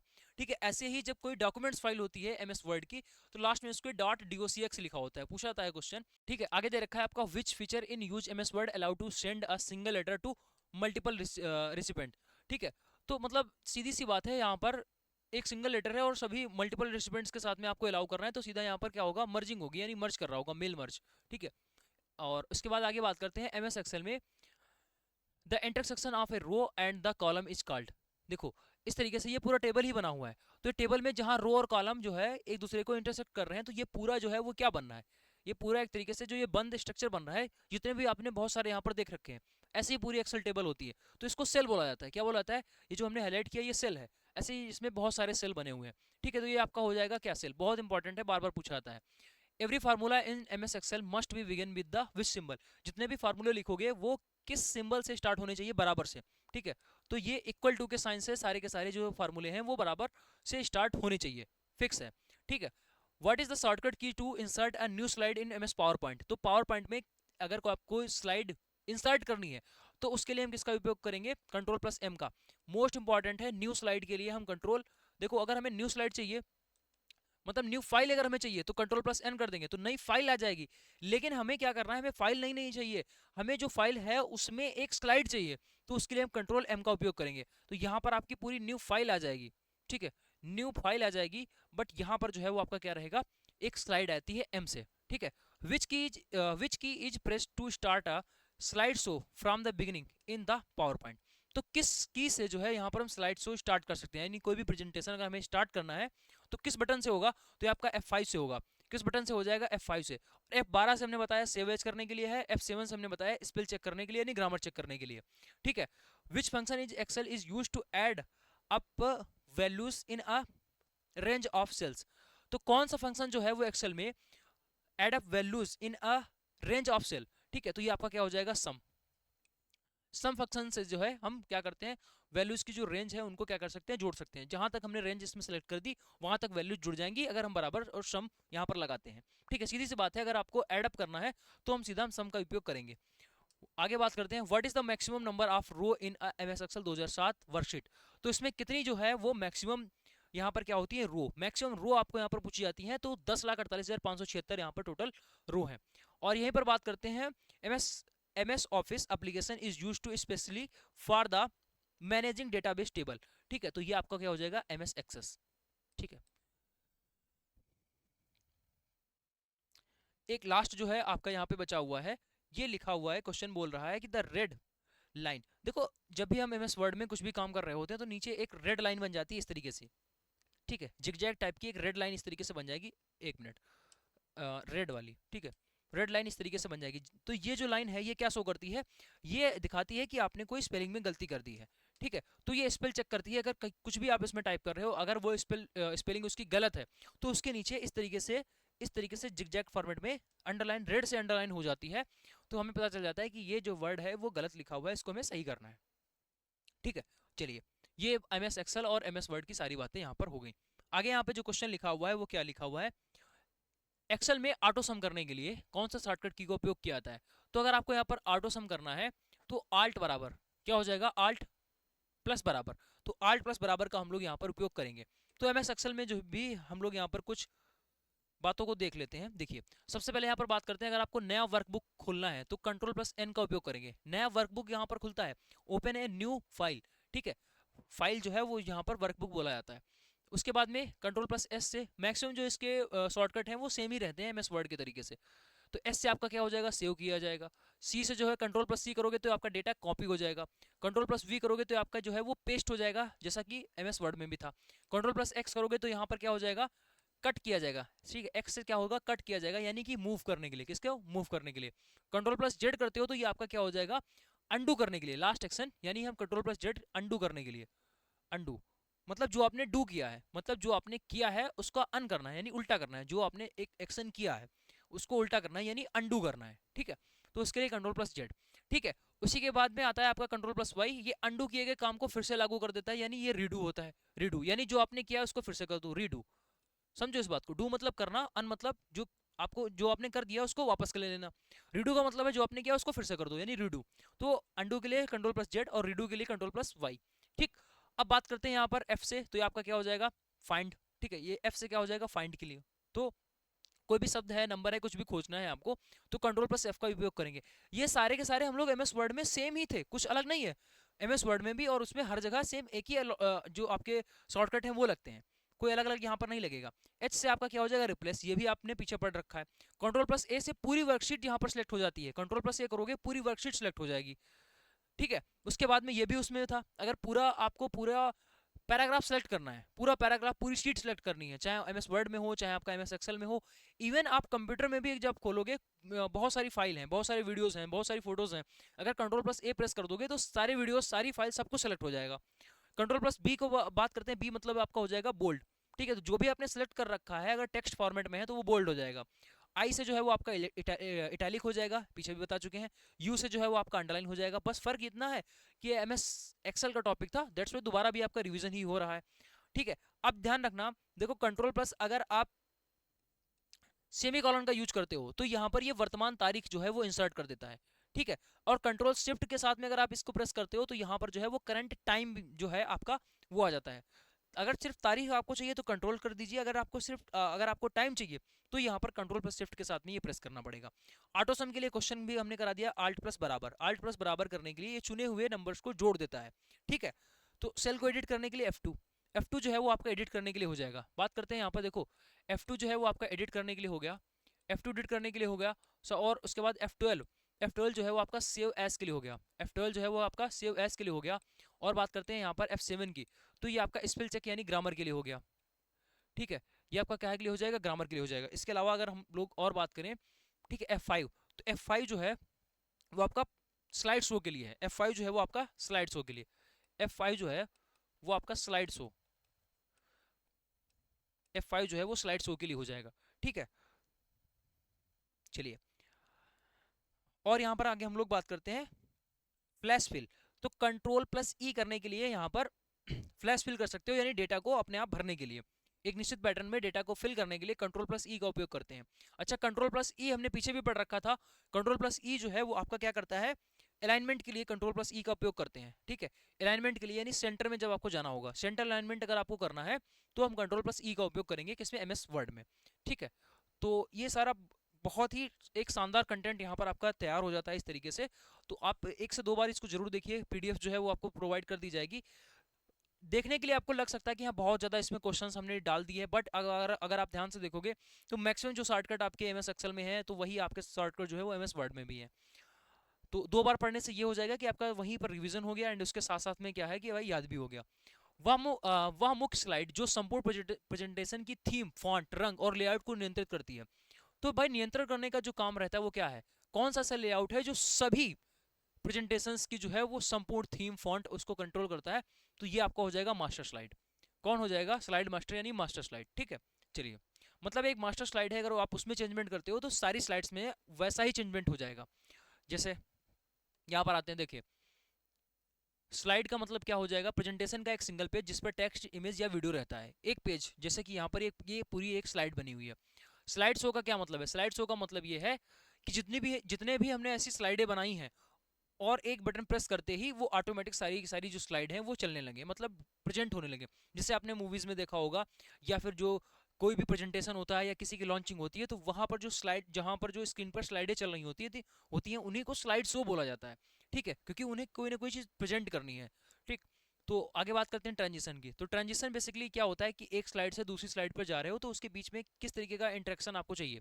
ठीक है, ये पेज उड़ता हुआ ऐसे चला जाए, या पेज नीचे से जाकर ऐसे गायब हो जाए। ठीक है, तो ये आपके ट्रांजिशन होते हैं, एक स्लाइड से दूसरी स्लाइड पर बदलते समय दिखाने वाला विजुअल इफेक्ट। ठीक है, और यहीं पर आगे बात करते हैं एनिमेशंस की। तो ये देखो बेसिक चीज़ है, अगर डिटेल में पूछना होगा तो वो ये सारी चीज़ें यहाँ पर पूछ सकते हैं। ठीक है, तो जो मेन चीज़ें थी वो आपको ध्यान रखनी है, इंपॉर्टेंट है, वो आप एक बार इसको पढ़ लीजिएगा। ठीक है, यहाँ पर एक बार चीज़ों को पढ़ लीजिए। केवल हाइपरलिंक आपको ध्यान रखना है। हाइपरलिंक में क्या है कि कोई भी लिंक को आप जोड़ सकते हो, वो लिंक आपकी यूट्यूब की भी हो सकती है, मतलब किसी भी चीज़ की वो लिंक हो सकती है। ठीक है, तो ये आपका हाइपरलिंक होता है, जिसके लिए आपका कंट्रोल प्लस आपका के होता है। ठीक है, कंट्रोल प्लस के। ठीक, चलिए, what is the shortcut keys to undo the last action. तो अंडू के लिए कंट्रोल प्लस जेड हो जाएगा। ठीक है, और उसके बाद में रीडू के लिए आपका कंट्रोल प्लस वाई हो जाएगा। पहले ही बता चुके हैं। ऑल डॉक्यूमेंट्स को अगर आपको सेलेक्ट करना है, which shortcut key to select the all documents in the entire window, ये एंटायर डॉक्यूमेंट्स, तो कंट्रोल प्लस ए बता भी चुके हैं आप लोगों को। उसके बाद shortcut key to use open the task manager in Windows operating system, ये ध्यान रखना, टास्क मैनेजर को खोलने के लिए control plus shift plus E S C, control plus shift plus E S C, या फिर control plus alt plus delete, दो में से कोई आ जाए तो आप इसको क्लिक करके टास्क मैनेजर खोल सकते हो। इंपॉर्टेंट क्वेश्चन है ये, आपको ध्यान रखना है। कंट्रोल आल्ट और डिलीट, कंट्रोल आल्ट और डिलीट से हम टास्क मैनेजर खोल सकते हैं। Shortcut key to use to switch between open application, तो किस शॉर्टकट की से आप यहाँ पर दो जो आपने एप्लीकेशंस खोल रखे हैं उनके बीच में अगर आपको स्विच करना है, तो ये होता है alt plus tab. Alt plus tab दबाओगे तो पहली स्लाइड, पहला जो एप्लीकेशन है वो खुल जाएगा, दोबारा से आल्ट टैब दबाओगे तो दूसरा जो है वो खुल जाएगा। कहने का मतलब है, जो आप कभी कभी रील वगैरह देखते होगे कि लाइब्रेरी वगैरह में कोई बैठा पढ़ रहा है, ठीक है, लैपटॉप पर, तो जैसे जैसे ही पढ़ रहा है और जैसे ही उसने देखा कि कोई दोस्त आ रहा है, तुरंत उसने क्या करा, आल्ट टैब दबा दिया, और दूसरी स्लाइड में वो पहले से ही वीडियोस या गाना या कुछ उसने खोल रखा है। तो जैसे ही कोई देखेगा कि कोई आ रहा है, तुरंत उसमें ऐसे टैप कर देगा और बस ऐसे बैठ जाएगा आराम से कि हम तो मूवी देख रहे थे, हम तो वीडियो देख रहे थे। जैसे वो चला जाएगा, फिर से आल्ट टैब दबा देगा, ऑटोमेटिक जो लेक्चर्स हैं वो चलने लगेंगे, पढ़ने लगेगा। ठीक है, तो वो क्या होता है, आल्ट टैब सिर्फ इतना दबाने से ही सीधा पूरी पूरी स्क्रीन जो है वो बदल जाती है, यानी दूसरा एप्लीकेशन खुल जाता है। तो which function key is use to rename or selected file or folder, तो इसको रीनेम करने के लिए F2 का उपयोग करते हैं। ठीक है, तो यहाँ पर F2 का उपयोग आपका रीनेम करने के लिए भी हो जाएगा। एडिट, ये आपका लिखा हुआ है F2, एडिट करने के लिए यानी रीनेम करने के लिए। ठीक, चलिए आगे हम लोग बात करते हैं which shortcut key to open the print dialog box, तो कंट्रोल प्लस पी, प्रिंट करने के लिए कंट्रोल प्लस पी, पहले भी बता चुके हैं। What is the shortcut keys to lock your Windows computer instantly, तो इसको बंद करने के लिए विंडोज की प्लस एल। ठीक है, तो कंप्यूटर को लॉक करने के लिए एल से आपका क्या हो जाएगा, एल से क्या हो जाएगा, लॉक करने के लिए। What is the shortcut keys to open the new tab in the modern web browser, तो कंट्रोल प्लस टी से। ठीक है, आगे बात करते हैं which function key to open the help, F1 जो होता है वो आपका हेल्प होता है, F1 हेल्प हो जाएगा। क्लियर है, F1 आपका हो जाएगा हेल्प, F2 जो है वो आपका एडिट हो गया। ठीक है, चलिए आगे बढ़ते हैं। कौन सा इंटरनेट कनेक्शन मौजूदा टेलीफोन लाइनों को उपयोग करता है, कौन सा इंटरनेट कनेक्शन जो है वो मौजूदा जो टेलीफोन लाइनें हैं उनका उपयोग करता है, तो ये आपके पास में क्या हो जाएगा, DSL जो है वो मौजूदा मौजूदा इंटरनेट लाइनों का उपयोग करता है। अच्छा, इसके अलावा फाइबर ऑप्टिक्स जो है इसमें पूछा जाता है, फाइबर ऑप्टिक्स इसमें कौन सा फिजिक्स का फिजिक्स का कौन सा इसमें कॉन्सेप्ट लगता है, तो आपका होता है total internal reflection, total internal reflection, तो इसका यहाँ पर यूज होता है इंटरनल। ठीक है, पूर्ण आंतरिक परावर्तन के सिद्धांत पर ये फाइबर ऑप्टिक्स जो है वो फाइबर ऑप्टिकल में जो डेटा है वो यहाँ पर ट्रेवल करता है इस तरीके से, और इसका उपयोग जो है वो वाईफाई वगैरह में होता है, जैसा कि जियो फाइबर होता है। ठीक है, जो केबल वाला इंटरनेट आता है उसमें इसका उपयोग देखने को मिलता है। ठीक है, एंड उसके बाद आगे हम लोग बढ़ते हैं टाइप ऑफ इंटरनेट की। ठीक है, टाइप ऑफ इंटरनेट की अगर हम लोग यहाँ पर बात करते हैं तो ये सारे के सारे लिखे हुए हैं, जैसे ब्रॉडबैंड हो गया, हमेशा चालू इंटरनेट कनेक्शन है। DSL, इसकी बात हम लोग कर रहे थे, इसका फुल फॉर्म होता है digital subscriber line. Digital subscriber line ये जो है वो टेलीफोन लाइन का उपयोग करता है डेटा के लिए। ठीक है, और ये केवल टीवी नेटवर्क के माध्यम से ही यहाँ पर काम करता है। तो बेसिक चीजें थी वो यहाँ पर आप इस तरीके से देख सकते हो। ठीक है, चलिए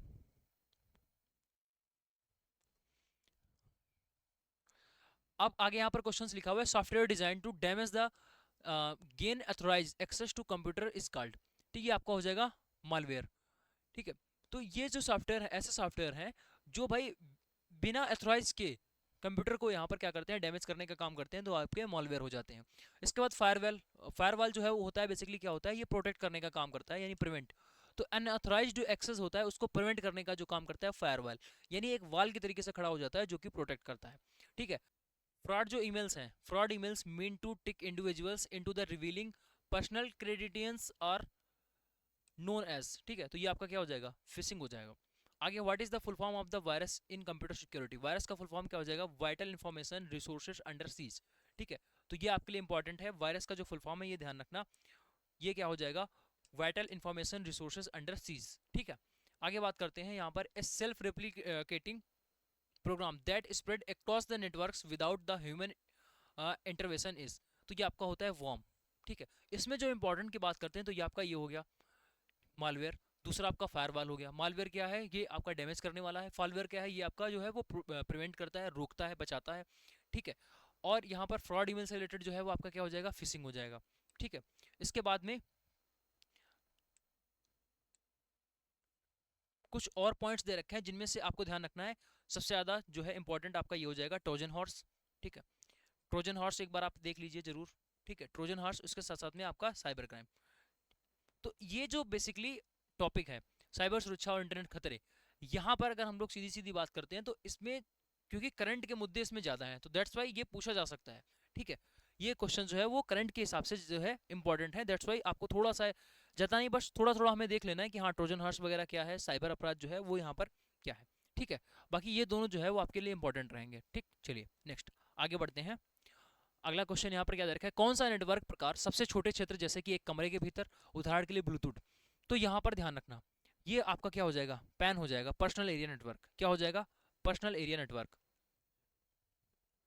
पर्सनल एरिया नेटवर्क।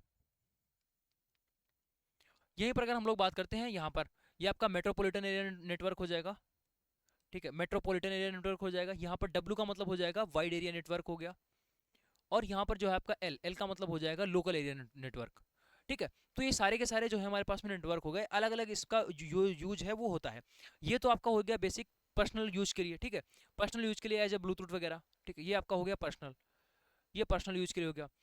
इसका जो उपयोग होता है ये हम लोग बोल सकते हैं, देखो सबसे पहले ये तो ऑफिस में यूज किया जाता है।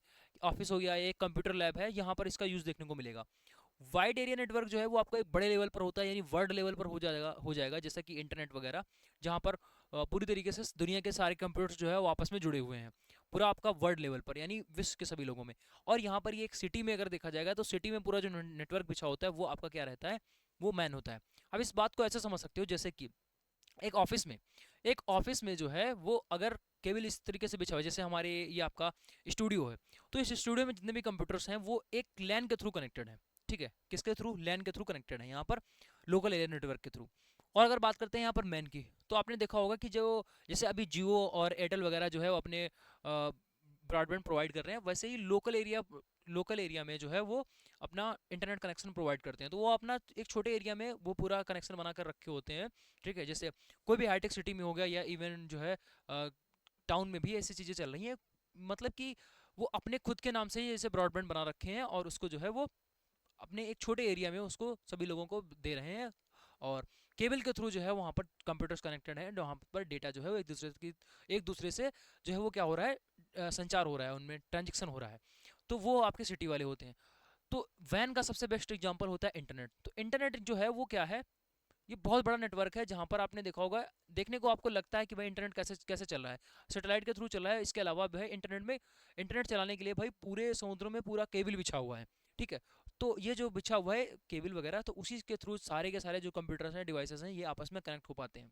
ठीक है, तो ये इतना हो गया, मतलब बेसिक चीज़ ये ध्यान रखना कि इसका फुल फॉर्म क्या होता है और इसके एग्जाम्पल्स क्या हैं वो ध्यान रखना। ठीक है, चलिए ये आपका लोकल एरिया नेटवर्क, छोटा दायरा, मतलब ये सारी बातें हम आपको बता चुके हैं, वही चीज़ यहाँ पर बोल रहा है। ठीक है, एक बार इसको जरूर देख लेना। वही चीज़ हमने आपको समझा दी। ए नेटवर्क जो है confined with in a single room, एक सिंगल रूम में, ठीक है, तो यहाँ पर लैन का उपयोग होगा, ठीक है, मतलब एक छोटी सी बात आप ऐसे समझ सकते हो, सिंगल रूम में या फिर एक बिल्डिंग में, तो एक स्टूडियो वगैरह जो होता है वो आपका एक बिल्डिंग में होगा, वहाँ पर लैन होगा। What is the largest world largest area network, जो कि आपका इंटरनेट हो जाएगा, अभी बताया। What is the full form of HTTP, तो hypertext transfer protocol, hypertext transfer protocol.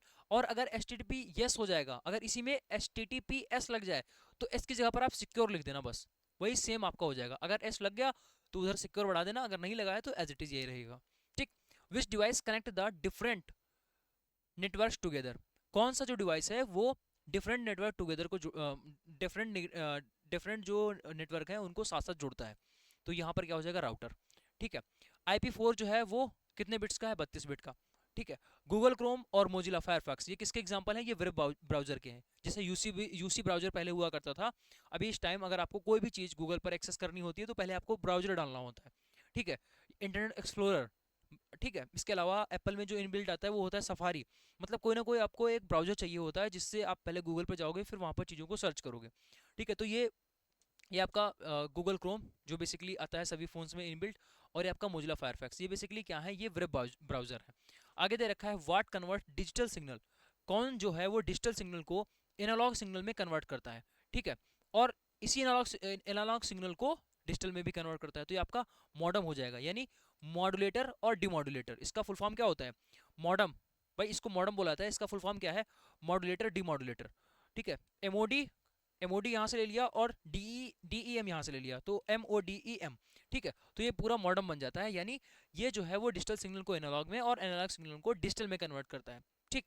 आगे बात करते हैं, what is the unique address assigned the every devices on a network, जब भी कोई भी डिवाइस नेटवर्क पर कनेक्ट होती है तो उसका एक यूनिक IP एड्रेस जनरेट होता है, क्या होता है, IP एड्रेस, और उसमें जो है आपका मैक एड्रेस होता है, ठीक, एप्पल में। आगे बात करते हैं, what protocol used specially for the sending emails, तो कौन सा प्रोटोकॉल जो है वो ईमेल भेजने के लिए उसका उपयोग किया जाता है, तो आपका SMTP हो गया, SMTP simple mail transfer protocol. ये पूछा जाता है, इसका फुल फॉर्म आपसे पूछा जाएगा, सिंपल मेल ट्रांसफर प्रोटोकॉल इसका उपयोग होता है। इसके अलावा जो डाउनलोड करने के लिए POP3 होता है, पोस्ट ऑफिस प्रोटोकॉल, किसी भी ईमेल को डाउनलोड करने के लिए, ठीक है। तो ये हो गया, हालांकि उतना इंपॉर्टेंट नहीं है। अच्छा ये बात ध्यान रखना, वाईफाई का फुल फॉर्म क्या होता है, तो ये आपका होता है वायरलेस फिडेलिटी, वायरलेस फिडेलिटी। बहुत ही शानदार लेवल का कंटेंट हमने यहाँ पर आपको देने की कोशिश की है। अगर कल को ये जो आपका एग्जाम है उसमें अगर आपका लेवल अप हो जाएगा, मतलब कहने का मतलब ये है कि अगर क्वेश्चंस जो है वो टफ आ गए, तो यकीन मानना इस क्लास से आपको सारे के सारे क्वेश्चंस जो है बन जाएंगे। अच्छा क्या हमने इसमें इजी क्वेश्चंस को छोड़ दिया, तो इसका ये मतलब नहीं है, हमने इजी सारे के सारे क्वेश्चंस को रख लिया। इवन दो दो बार भी आपको ये क्वेश्चन देखने को मिल गए, एक बार यहाँ पर चीजें हो गई, एक बार हमने पहले से ही रिपीट करके रख दिया। उसके अलावा AMCRE की अभी आप लेटेस्ट जितने भी क्लासेस हुई हैं, AMCRE के एग्जाम्स के टाइम से जितने भी लेटेस्ट क्लासेस हुई हैं, जितनी भी मैराथन्स हो रखी हैं 2 से 3 हर एक सब्जेक्ट की, अगर आप वो सारी मैराथन्स कंप्लीट कर लेते हो तो उसके बाहर कोई भी क्वेश्चन यहाँ पर नहीं जाएगा, इस बात की गारंटी है, कोई भी क्वेश्चन बाहर नहीं जाएगा। इंपॉर्टेंट सेलेक्टेड कंटेंट को हमने मल्टीपल टाइम्स दिया है और कुछ ना कुछ चीज़ें हमेशा ऐड करके ही आपको प्रोवाइड की है। तो कैसी लगी क्लास कमेंट बॉक्स में ज़रूर बताइएगा, और इसके साथ ही इस क्लास का जो PDF है वो आपको प्रोवाइड कर दिया जाएगा मनीष भाई पटेल जो टेलीग्राम है उस पर, और टेलीग्राम का जो लिंक है वो आपको डिस्क्रिप्शन बॉक्स में जरूर मिल जाएगा। जाते जाते एक बार फिर हम आपको बता दे रहे हैं कि भाई अगर आपको सीरियस तरीके से प्रिपरेशन करनी है और इसी साल अगर आपको एक गवर्नमेंट जॉब चाहिए, तो सीधा आप अभी से तैयारी में जुट जाओ। अगर आप लैब टेक्नीशियन के स्टूडेंट हो तो भाई आप सीधा सिलेक्शन बैच में आ जाइए। इस बैच में इस बैच में अगर आप पढ़ोगे तो भाई यहाँ से आपको कहीं भी जाने की आवश्यकता नहीं है, कोई बुक अभी फिलहाल के लिए कोई बुक आपको परचेज करने की आवश्यकता नहीं है, सब कुछ कंटेंट आपको यहीं पर प्रोवाइड किया जाएगा, technical non technical test series, ठीक है। और रिवीजन करने के लिए आपको नोट्स, ये सारी चीज़ें आपको हमारे सिलेक्शन बैच में मिल जाएंगी। लैब टेक्नीशियन वाले स्टूडेंट के लिए है, प्ले स्टोर पे जाओ, एजुकेशन मसाला एप्लीकेशन को डाउनलोड करो और आज से अभी से ही तैयारी शुरू कर दो। मैं उन बच्चों से भी यहाँ पर ये बात बोलूँगा जिनके अभी MCRE में प्रॉपर उतनी तैयारी नहीं हो पाई है, ठीक है, तो वो लोग अभी से ही अपनी इस तैयारी को स्टार्ट कर दें। ऐसा ना हो कि भाई इसमें भी लग रहा है तैयारी नहीं हो पाई है और आगे जो आपका यूपी में एग्जाम आने वाला है या रेलवे का भी एग्जाम आने वाला है, RRB पैरामेडिकल का, तो उसमें भी आपको ऐसा फील ना हो कि भाई ये तैयारी नहीं हो पाई, ठीक है। तो भाई ये फीलिंग तभी आना बंद होगी जब आप पहले से ही नोटिफिकेशन आने के पहले से ही तैयारी करना स्टार्ट कर दोगे, तब जाकर ये फीलिंग बंद होगी, ठीक है। तो उसके लिए आपको आज से और अभी से ही तैयारी को स्टार्ट करना होगा, अभी आपके लिए बेस्ट टाइम है, ठीक है। तो इस प्राइस पर ये चीज़ आप इसमें इनरोल कर सकते हो। कल को नोटिफिकेशन आ जाएगा तो इसके प्राइजेस जो है वो बढ़ जाएंगे, इस वजह से हम आपको बार बार ये चीज़ें बता रहे हैं। कंप्लीट 15 महीने तक ये आपको बैच मिलने वाला है। अगर आपको सिर्फ नॉन टेक्निकल चाहिए कि भाई हमारा टेक्निकल अच्छे तैयार है, हमें नॉन टेक्निकल में दिक्कत आ रही है और नॉन टेक्निकल का कहीं भी कंटेंट नहीं मिलता है, तो सर जी हमें बस वही बता दो और वही बैच दे दो, तो आपके लिए सिर्फ नॉन टेक्निकल वाला भी अवेलेबल है। प्ले स्टोर पे जाइए, क्वेश्चन मसाला एप्लीकेशन को डाउनलोड करिए। अगर आप इस बैच में एनरोल हो जाते हो तो सारे सब्जेक्ट आपके कवर होंगे, चाहे जीएस हो, मैथ हो, रीजनिंग हो, इंग्लिश हो, हिंदी हो, सब कुछ आपको इसमें मिल जाएगा। ठीक है, यहाँ पर इस प्राइस रेंज पर आपको सारी चीज़ें मिल रही होंगी। रिकॉर्डेड क्लासेस रहेंगी, इसमें आपको क्लास नोट प्रोवाइड किए जाएंगे जिससे कि आपका कंप्लीट रिवीजन हो जाएगा। प्रैक्टिस करने के लिए आपको यहाँ पर सेट्स मिलेंगे और इसके साथ साथ में वन शॉट रिवीजन जो मैराथन्स हैं वो भी प्रोवाइड की जाएंगी। तो इतना सब कुछ आपको मिलने वाला है। इसका मतलब ये है कि भाई नॉन टेक्निकल चाहे जितना बड़ा सिलेबस हो, चाहे जितना हार्ड हो, सब कुछ इतना ज़्यादा बार यहाँ पर चीज़ें होंगी कि सब कुछ ऑटोमेटिक आपका रिवीजन हो जाएगा। ठीक है, बट उसके लिए आपको थोड़ा टाइम देना पड़ेगा, एकदम से सारी चीज़ें यहाँ पर नहीं हो पाएंगी, ये बात ध्यान रखना। ठीक है, नॉन टेक्निकल जब भी आपको अच्छा उसमें परफॉर्मेंस देनी है, भले आप कम कम पढ़ो लेकिन एक लंबे टाइम पीरियड तक पढ़ना होगा आपको।